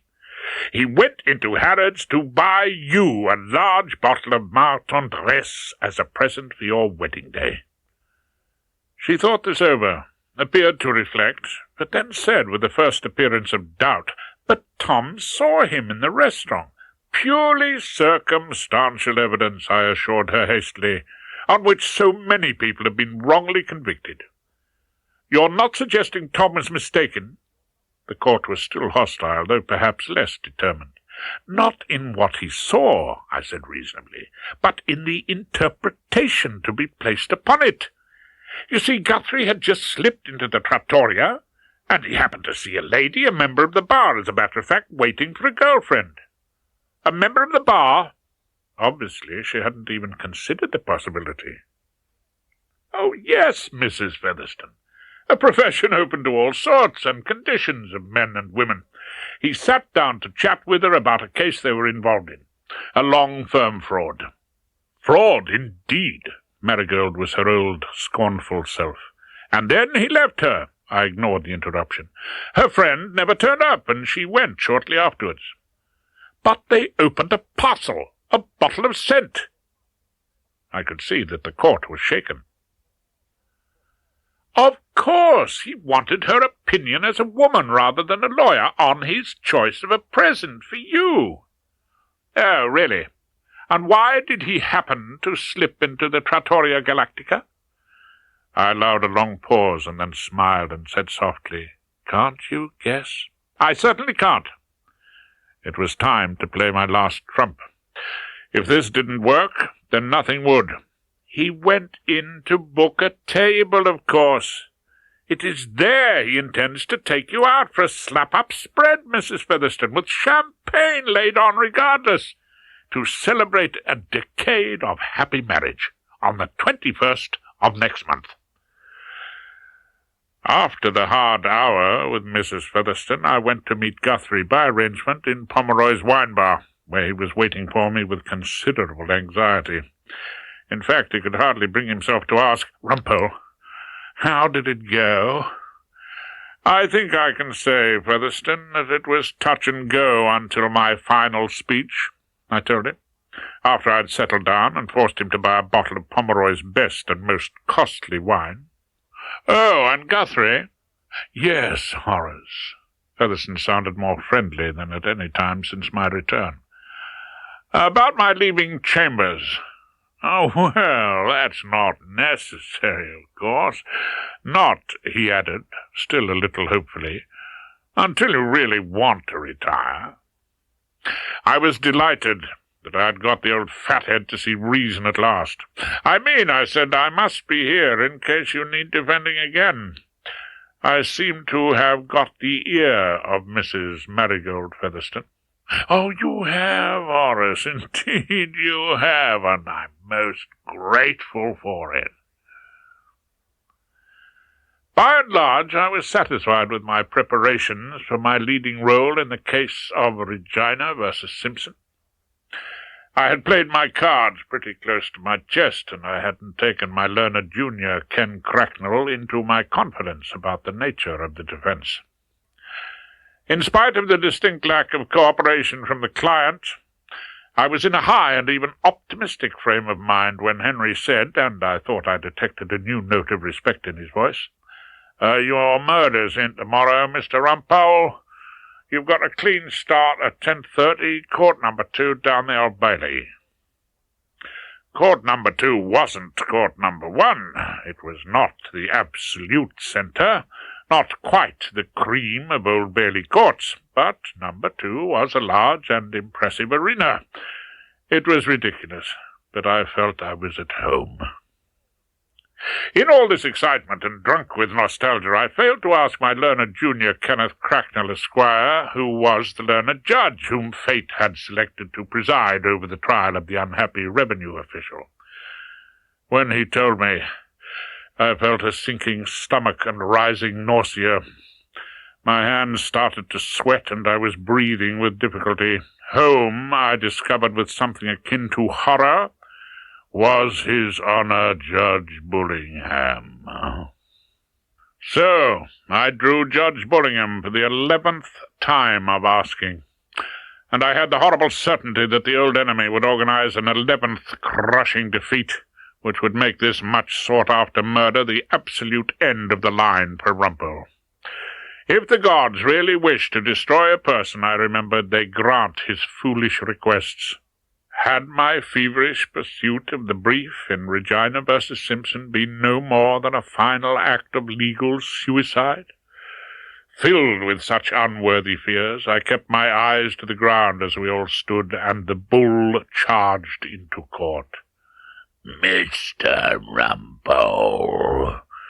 The growl came, as usual, somewhere from the depths of the bull. "Do you appear for the defense?"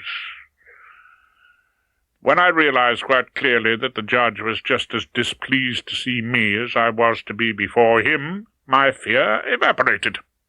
I smiled charmingly and gave an inscrutable bow in which I hoped he might have been aware of some small element of mockery, at which the bull frowned and grunted unhappily. "Very well," he said, "let's get on with it.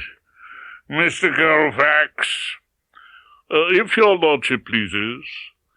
Morton Colfax, Q.C., leading counsel for the Crown, was a handsome ex-Guards officer, ex-Eton and New College, member of White's and the Beefsteak Club, and a bencher of his inn. He was a man I believed to be totally ignorant on the subject of blood. "The defence is represented," Colfax started quietly, "by my learned friends Mr. Horace Rumpole and Mr. Kenneth Cracknell. Members of the jury, this case concerns the knifing of a perfectly respectable citizen, a member of a well-known family, late one evening last January in the Notting Hill Gate Underground Station. It's a somewhat squalid story. My nerves were quite settled before I started to cross-examine the Crown's first witness, Mr. Byron MacDonald, the guard of the train that had been standing at the platform of Notting Hill Gate Station when the Honourable Rory Cantor came down the stairs. His evidence, as elicited in its full details by the prosecution, was in no way helpful to the defence. For a start, he made it clear that Cantor came down to the platform first, and was followed by Simpson, who clearly appeared to be the pursuer, whereas Cantor was obviously the victim. He saw, he said, Simpson come down, peer about him, and then move towards Cantor. They were then locked in the struggle, which he saw as his train moved away, a chain of events which, there was no possibility of dispute, ended shortly afterwards with the death of Cantor. Now I rose to question the tall Jamaican guard who stood in the witness box in his London transport uniform. He had been an excellent witness, and I started with the soft touch, the approach courteous, and the questions devious. "Mr. MacDonald," I began, "you say you saw the deceased, Mr. Cantor, come down to the platform first?" "Yes, Mr. Rumpole, he said that," the judge growled from his notebook. "And you saw my client, Mr. Simpson, come down afterwards?" I went on, ignoring the bull for the moment. "Following him, Rumpole. Your client was clearly the pursuer, going after his victim." "No, my lord, he didn't say following." I sounded patient, as if I only wanted to help the bull, and I picked up the notebook in which my junior had been writing down the evidence. "I have my learned friend Mr. Cracknell's note. The witness said he came down afterwards." "Well, if you think it makes the slightest difference." The bull snorted and practically winked at the jury, as though to say, "We don't, do we, ladies and gentlemen? We're far too bright to split hairs with the defending barrister. The difference it makes will become apparent by the end of this case, even to your lordship." I must say I was starting to lose my patience with the bull. He gave a warning growl of "Mr. Rumpole," but I moved rapidly on to the next question before he could give voice to his protest. "Mr. MacDonald, you did see Mr. Cantor move forward and speak to Mr. Simpson, my client?" "I think I did see that, yes." That was something, and at least the bull was quiet. I had another fact to establish. "And tell me, Mr. MacDonald, how long would it be before the next train arrived?" "I think about 5 minutes." "My last question. You never saw my client produce any sort of knife?" "No." "He never saw any knives at all, because his train left the station," Bullingham reminded the jury triumphantly. And then, as I sat down with my work on Mr. Byron MacDonald completed, the judge sighed with relief and asked Morton Colfax the name of his next witness. Revere, my lord, Miss Diana Revere. If any members of the jury had found their attention wandering during my cross-examination of Byron MacDonald, they were clearly riveted by Miss Diana Smoky Revere. She came into the witness box wearing tight black leather, with her orange hair stuck out like the quills of a hedgehog. Her eyes were shadowed black, and her lipstick and fingernails a shade of mauve. She was chewing gum, and as she walked, she rattled like a spectre from the chain she wore round her neck. The bull looked at her with his eyes bulging as though years of whisky had finally destroyed the last of his brain cells, and he was gently hallucinating. Miss Revere, were you going down Notting Hill Gate Underground Station on the night of Thursday, March the 13th? Yeah, with my friends. We was on our way to see the public execution at Watford. Do they still have those at Watford? The bull asked, and the jury laughed obediently. No, the public execution's a group, isn't it? Great sound, Diana explained patiently as though to a child.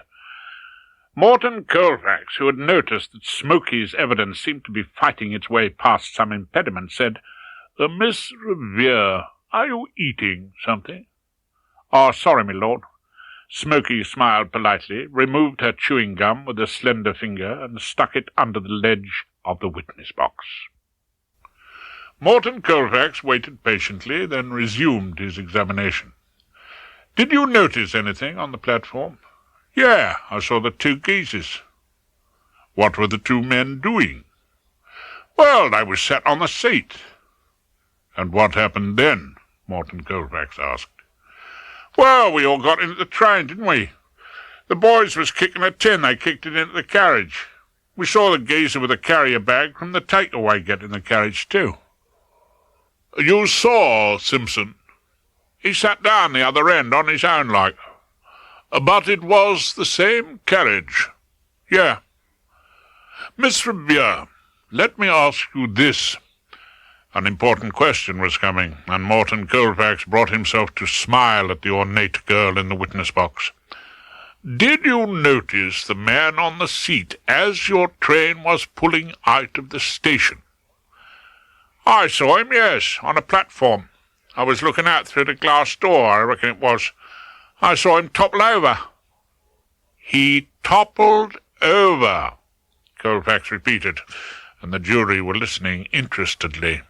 Sort of sideways like, went all limp and boneless. Why do you think that was? The bull asked her. I thought maybe he was pissed or had a bit of the needle. You get a lot of those round Notting Hill Tube. You mean he was drunk? Morton Colfax translated. How did you guess? Miss Revere said, and the usher called silence before the jury could laugh. Did you happen to notice Mr. Simpson sitting at the end of your carriage? I just remember him. He was looking in his plastic bag like, and then I looked away and I think he dropped something into it. I don't know what it was. I heard it drop in, something heavy and metal, I think. What did he do then? He closed his eyes and leant back. It looked like he wanted to go to sleep. Thank you, Miss Revere, said Colfax, and sat down. The strange-looking girl and her dramatic evidence had a powerful effect on the jury. I rose to try to neutralize the damage. Miss Revere, when you got down to the platform, a train was just coming in? Yeah. So that it must have been about 5 minutes after the previous train left. Oh, I don't know about that. How can she know? The bull grumbled. Very well. Miss Revere, I don't suppose you noticed my client particularly at this time? No, not particularly, no. So you can't be certain about what you saw him do? I heard about the murder the next day. It came on the telly. Then I remembered what I'd seen. You say you saw my client close his eyes as though he were tired. He looked like it, yeah. You may know that it's a common reaction to be exhausted after you've made a violent attack. Bullingham asked Smoky. He was absolutely ruthless. "I suppose so." Smoky looked suddenly bored, anxious to end her time in the witness box. I had no reason to keep her there except to ask, "And you may also know that people are frequently exhausted and in a state of violent shock after they have been attacked." "Yeah, I think so." "And you didn't see him writing at all?" I asked very loudly, and before the bull could get a word in edgeways. "You didn't see my client writing on any sort of scrap of paper?" "No, I didn't." "Thank you, Miss Revere," I said, and sat down and stared with mysterious triumph at the jury. After the excitement provided by Diana Smoky Revere, there came a dullish afternoon of agreed evidence, police photographers, map drawers, fingerprint experts, ambulance men, and the like. The first witness the next morning was the Honourable Rory Cantor's elder brother, Lord Freeth. He was a man in his early 40s, quite at his ease in the witness box, and he and Morton Colfax talked to each other as if they were members of the same club, which indeed they were. The learned judge listened obsequiously as though he were the slightly comic butler, and the jury and the defence counsel were also allowed to overhear. "Lord Freeth," Morton Colfax allowed himself to touch an unpleasant subject. "Had your younger brother, to your knowledge, any homosexual tendencies?" "I can honestly say, my lord," Lord Freeth included the bull in the chat in a truly democratic manner, "that he had absolutely none." "Absolutely none." Bullingham wrote the words down obediently. "I think he was of a serious, indeed a religious disposition." "He was extremely religious, and, I am sure, sincerely so." "Your brother Roderick, I think," Colfax continued, "had a fiancée and was engaged to be married." "Oh, yes, they'd both dined with me that night at my club. There was absolutely none of the Oscar Wildes about Rory." "Thank you, Lord Freeth." Colfax sat down gracefully with every sign of satisfaction. I got a dirty look from the judge. "I suppose you've got some questions, Mr. Rumpole," he said. "Just a few." "Lord Freeth," I said, rising to my feet, "your club is where?" "In St. James's." "And after dinner, did Rory drive his fiancée home?" "To her flat in Chelsea," Lord Freeth agreed. "And he lived in Eaton Square?" "Eaton Place, actually." "Another address in south-west London?"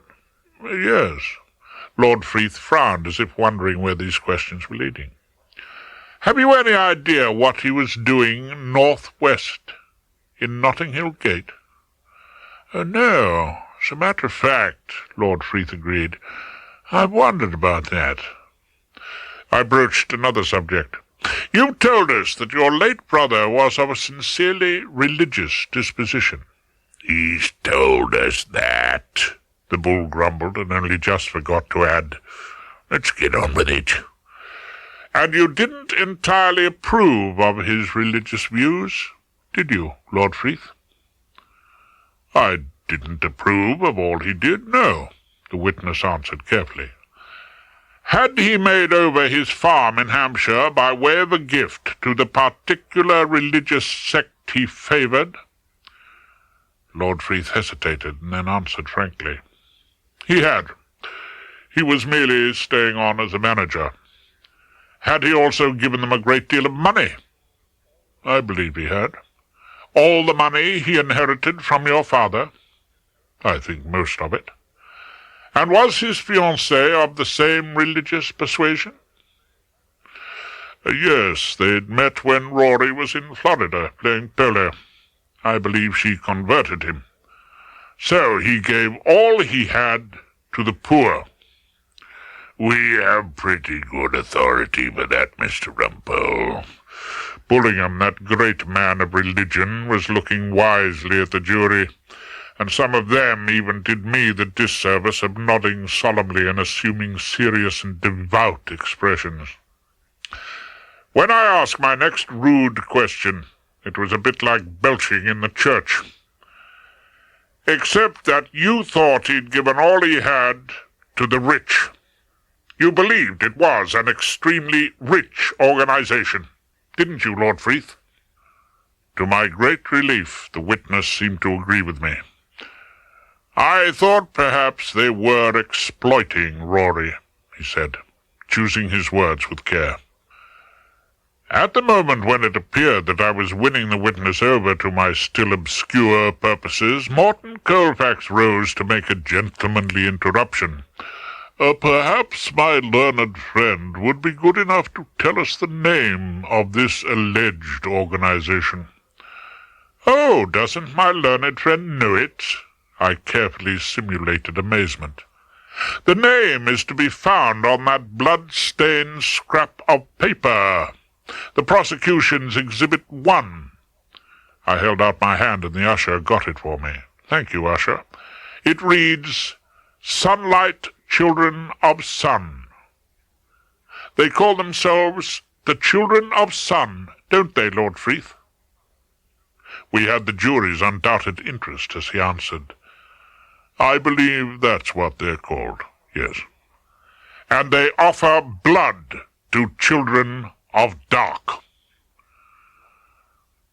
We've been told that the document was written by your client in the deceased's blood, Mr. Rumpole. Bullingham was beginning to feel out of his depth, and so, as usual, he attacked the defence. My lord, there hasn't been a scrap of evidence about it, I told him, feeling the jury watching me closely. Mr. Morton Colfax has told us that he's calling Professor Ackerman. No one knows more about bloodstains than Professor Andrew Ackerman. Bullingham gave the jury a glowing trailer for a prosecution witness. I think your lordship may find that somebody does, I said, with a certain amount of quiet confidence. That would surprise me, Mr. Rumpole. Life in your lordship's court is full of surprises. I suppose that's why some of us find it so enormously enjoyable. Some of the jury appeared to enjoy this, so Bullingham resumed his impatient growl. Have you got any more questions for Lord Freeth? This must be a very painful experience for him. It wasn't exactly a Sunday school treat for my client either, I thought. And then I asked the usher for Exhibit 2. I was handed, carefully labelled and wrapped in plastic, the long commando-type sheath knife that had been found inside Simpson's bag of fried chicken, which he dumped in a dustbin outside his bed-sit. I unwrapped it and examined it carefully in full view of the jury. Then, after pause long enough to create a suitable tension and feeling of expectancy, I turned to the witness. Lord Freeth, your brother went to Sandhurst, I think. Yes, he did. And spent some 5 years in the army? Yes, until my father died and left him the farm. Lord Freeth received the knife from the usher, gave it a cursory glance, and put it down in the front of the witness box. Do you know that this is a regulation army knife of the sort issued to officers and men undergoing special commando training? I didn't know, but I accept that from you, of course. Lord Freeth was never less than courteous. After the next witness, the detective inspector had read out in a monotonous tone of voice and from his notebook his account of the police interview with Simpson. I rose to cross-examine. Mr. Wargrave, you say that my client told you that he was guilty. That's what I've got down in my notebook. I suggest he never used the word guilty at all. He said he had sinned. Doesn't it come to exactly the same thing? The judge asked. I decided it was time to give him a little basic theology. Hardly, my lord. Every clergyman at morning prayers says, I acknowledge my transgressions and my sin is before me. That can hardly be taken as an admission of stabbing people down the underground. I picked up the commando knife and weighed it in my hand. Officer, this knife, Exhibit 2, would seem to be the fatal weapon. It would seem so, sir. And yet my client possessed a knife, a curved oriental dagger which you found on his dressing table. I did, yes. The jury can see that in the police photograph of my client's room, next to the blood-stained letter, photograph number 4 in your bundle, members of the jury. The 12 old darlings leafed through their bundles of photographs and found the place. We know there were no bloodstains on the dagger. I believe not, the detective conceded. So it comes to this, doesn't it? My client's knife had not been used, but what had been used was a commando knife of the sort that Mr. Cantor might have had. Might have had, yes. Detective Inspector Wargrave sounded dubious as ever. And there were 2 sets of fingerprints on the handle of that knife, Exhibit 2, somewhat blurred. The fingerprints of my client and those of the deceased gentleman. That is so, yes. And my client's hands were cut, and his clothing cut in some places. Yes, indeed. So what does that indicate to you, Inspector? I suppose it might indicate some sort of struggle for the possession of the knife, Bullingham said, unable to sit quietly and listen to the evidence. The learned judge had played straight into my hands. I gave him a low bow in which there was only the faintest touch of mockery. Oh, I am extremely grateful to your lordship. Your lordship is always the first to appreciate points in favour of the defence. For a moment Bullingham was speechless, but then he looked at the clock and was saved by it. We'll break off now. Shall we say until 2:05, members of the jury? Professor Andrew Ackerman, that most distinguished pathologist, had been associated with death in its various forms for so long that he seemed to be ageless. Professor Ackerman, have you ever tried to write a message of this sort in blood? I asked. For the purpose of this case, I did so. It is quite possible, yes. The professor was nothing if not thorough. Blood clots in 2 or 3 minutes, does it not? I asked him. Yes, but there would have been continued bleeding from the deceased in this case. So Mr. Simpson would have had to have written this while he was with the deceased. He couldn't have taken blood home with him because it would have clotted. That is so, yes. The evidence is that he was unobserved on the platform for about 5 minutes between the arrival of 2 trains. He would have had time to write this message during that time, perhaps with the blood on the dagger. It is possible. Just possible, but an extremely strange thing to do. The suggestion is, Mr. Rumpole, that you have an extremely strange type of client. I'd left myself wide open to that sort of crack from the bull. What blood group did the deceased belong to? The deceased was Class O, whereas my client, Mr. Simpson, is of Group A. He is A from the sample I took from him. The professor glanced down at his notes. And you came to the conclusion that the blood which wrote that letter was Class O blood, and therefore likely to be Mr. Cantor's. The usher took the exhibit to the professor, who looked at it again, turning it over with long and surprisingly delicate fingers. It responded to the test that way? Yes. You took a minute particle of paper, treated it chemically to detect the antigens, and examined it under a microscope? Precisely.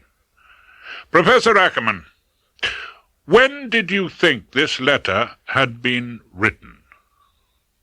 I assumed, as it was Mr. Cantor's blood, that it must have been shortly after the murder. I gave a small sigh of satisfaction. Ackerman had accepted the instructions given him, and for once hadn't asked questions. "But supposing," I said, "it had been written months before. Suppose my client joined a somewhat dotty religious sect, a sect which required him to write an oath or motto in drops of his own blood." "But it wasn't his blood group, Mr. Rumpole." Ackerman smiled patiently.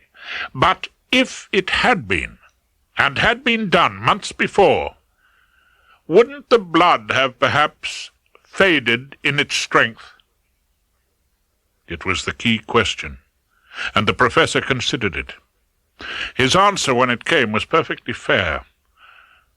"I suppose they might. I hadn't considered that."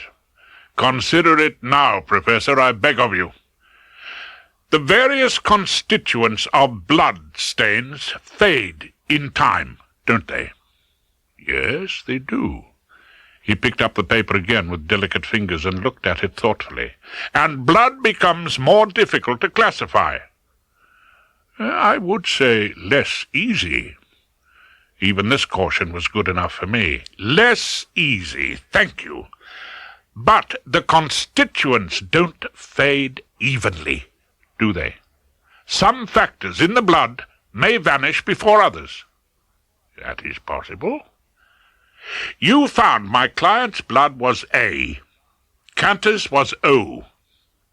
After that finding, you didn't do more tests to break down the classification further?" "No. The situation seemed perfectly simple." "Oh, Professor, let's keep it simple." I couldn't resist saying, "for the benefit of the learned judge." I went on before there could be any grumbling from the bench. "I feel sure that members of the jury will have my point already.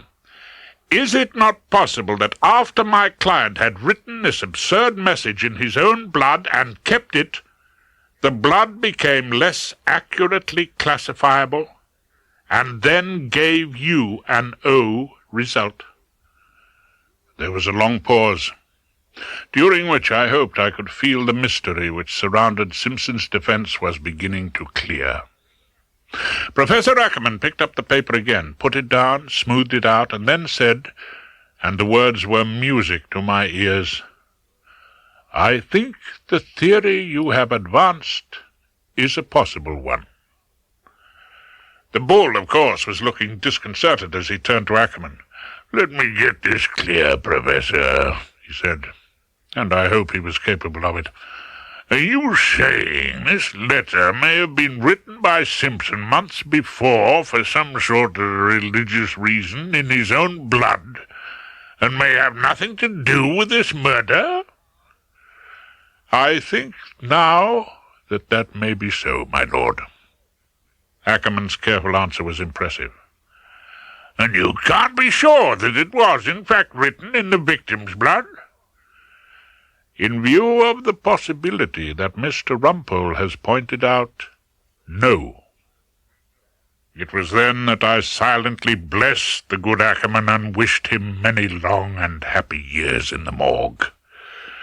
"Yes, thank you, Professor," the bull said, tamed by the professor's authority.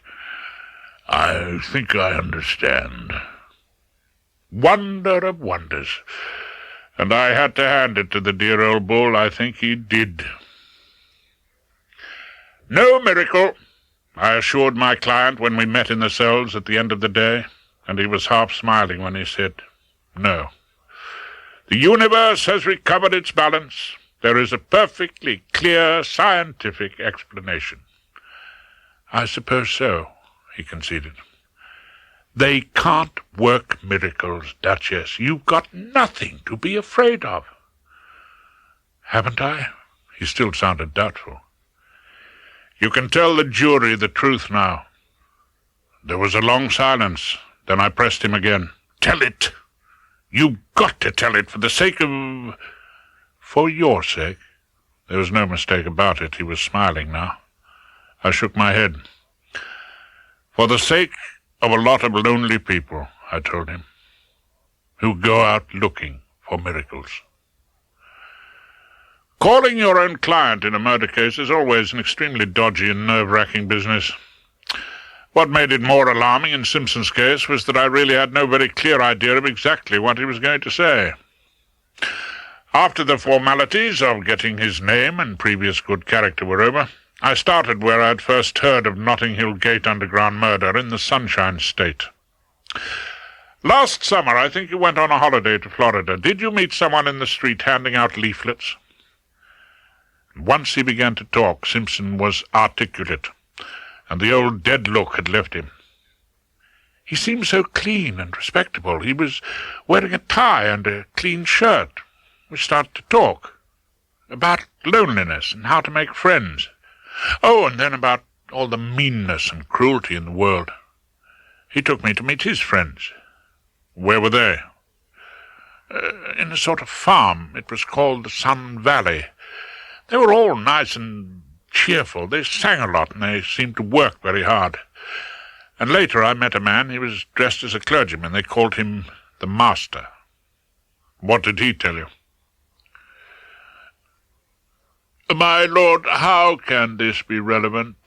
Morton Colfax rose to object, and wonder of wonders, the bull, impressed by the quiet young clerk in the witness box, said, I think we can let Mr. Simpson tell his story. What did he tell you? I repeated the question gratefully.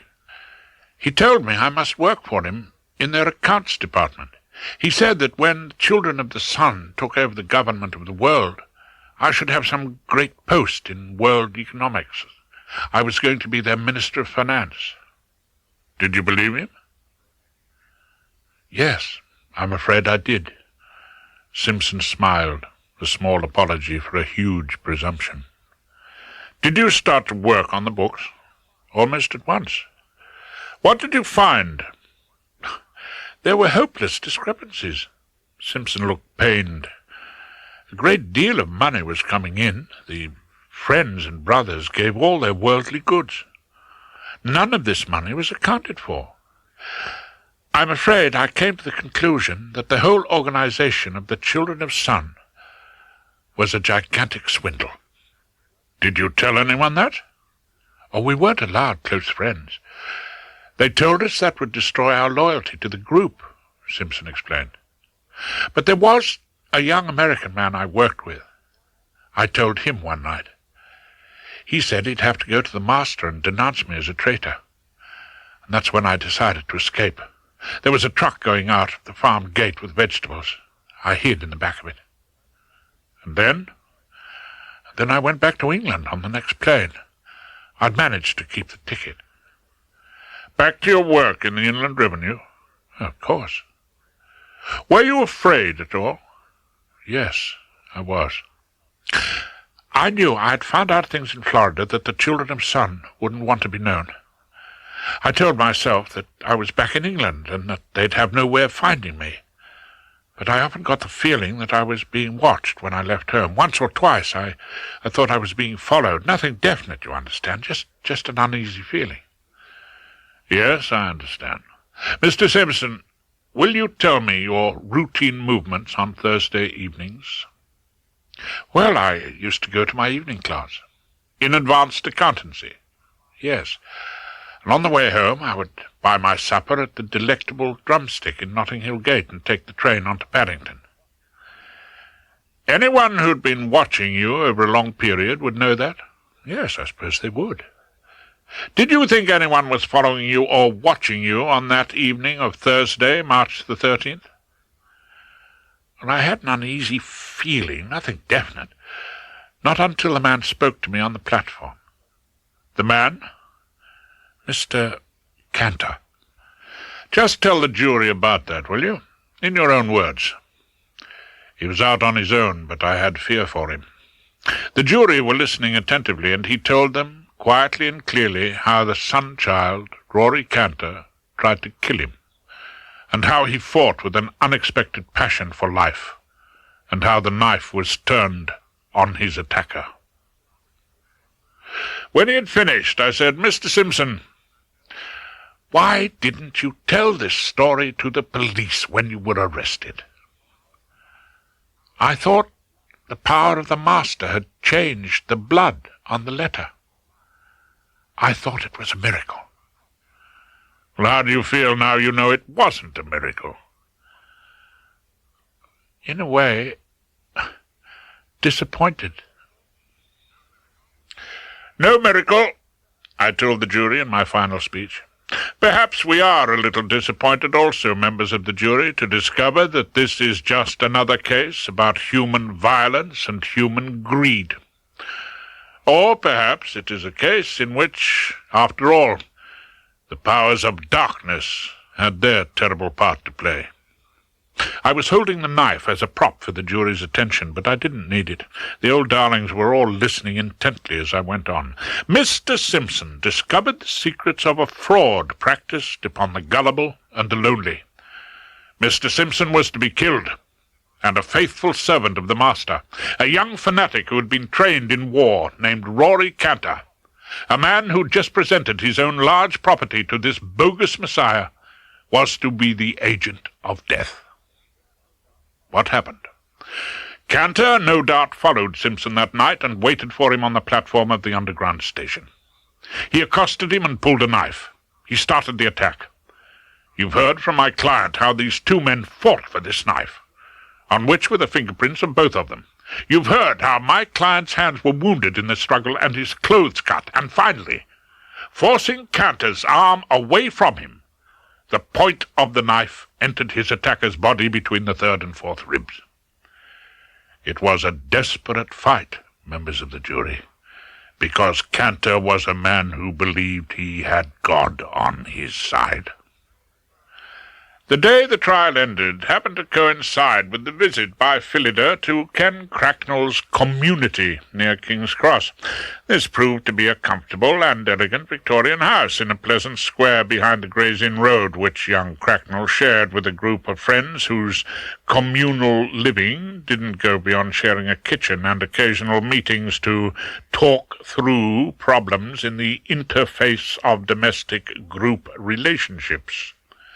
Fortunately, most of his cohabitees were out when Ken brought Miss Trant home. She passed the sitting-room door with some trepidation, and she didn't relax until they were in Ken's comfortable and brightly furnished bedroom. He had thoughtfully removed the bedspread and turned back the sheets before he went to court that morning. She looked at the bed, smiled, and kissed him. Then, as he drew the curtains and adjusted the lighting effects, she took off her jacket, hung it neatly on the back of a chair, and started to undo her shirt. "Happy?" she asked Ken Cracknell. For an answer he returned to kiss her. "Are you happy, Ken?" Well, she was taking off her shirt, and he was offering her apparently every assistance. "Happy about you being here?" "You should be happy about everything. You had a marvelous win." "Did I?" Ken Cracknell paused discontentedly in the act of disrobing Miss Trant. "Of course, Rumpole did it. But I'm sure you were a terrific help." Rumpole. Ken appeared unexpectedly angry, and his fingers stopped working at the clips and buttons. Miss Trant looked at him in surprise. "Yes," he muttered. "Blast the man, Rumpole pulled it off." "What's wrong with that?" Miss Trant looked up at him, puzzled. At which Ken Cracknell burst out with thoughts which he had had to keep to himself for too long. "What's wrong with it? Don't you see it means he'll never go? He'll be round my neck forever, swamping the desk with his papers and dropping ash like a bloody volcano. That's not why I got him the job." "Why? Why did you get him the job, Ken?" She was moving away from him, looking at him with sudden suspicion. "Well—" He seemed, as he looked at her, to have some doubt about answering, but she insisted. "Why did you get Rumpole to lead you?" It seemed a hopeless case anyway." He was almost apologetic, and his apology gave her the answer. "You wanted him to lose." Now she was working hard, doing up all the clips and buttons that Ken had so eagerly, if awkwardly, unloosened. "You thought he'd vanish back into the sunset if he lost another case. That's why you did it, isn't it? You wanted him to lose. so you could have him out of your room." "Philly!" Ken's protest was ineffective. She continued to button with determination. "Well, let me tell you something." Her eyes were no longer soft, but shining with the power of her sudden eloquence. "You're wrong about Rumpole. He's the radical. You're not. You'll grow up to be a prosecutor or a circuit judge. But Rumpole never will, because he says what he thinks, and because he doesn't give a damn what anyone thinks about him. And because he can win the cases you're afraid even to do on your own." "Oh, Philly, don't talk to me like that. Don't I mean anything to you?" Ken Cracknell moved toward her, pleading. She looked at him and said almost with regret, "Oh, yes. You're a pretty face around Chambers, a little bit of fluff, a reasonably good spot of crumpet. But don't ever get the idea I'd risk a good husband who knows how to cook for you, Ken Cracknell." Christmas came with its usual alarming rapidity. On the night of our Chambers party, our members arrived with their wives and girlfriends. "Quiet, everyone," called out Henry, our self-appointed master of ceremonies. Guthrie Featherstone cleared his throat. "Christmas has put gift in several of our stockings this year. Horace Rumpole had a very good win in an interesting murder down at the Old Bailey." "Did that surprise anyone?" I asked the world at large. "It surprised Ken," said Mrs. Phillida Erskine-Brown, a knee trant. Ken Cracknell glowered at her, whereupon she raised her glass to her husband Claude and said, "Happy Christmas, darling." "And Owen Glendower Owen," Featherstone continued, with our rule of honour, or list of legal triumphs, "has been appointed by the Lord Chancellor to the circuit bench.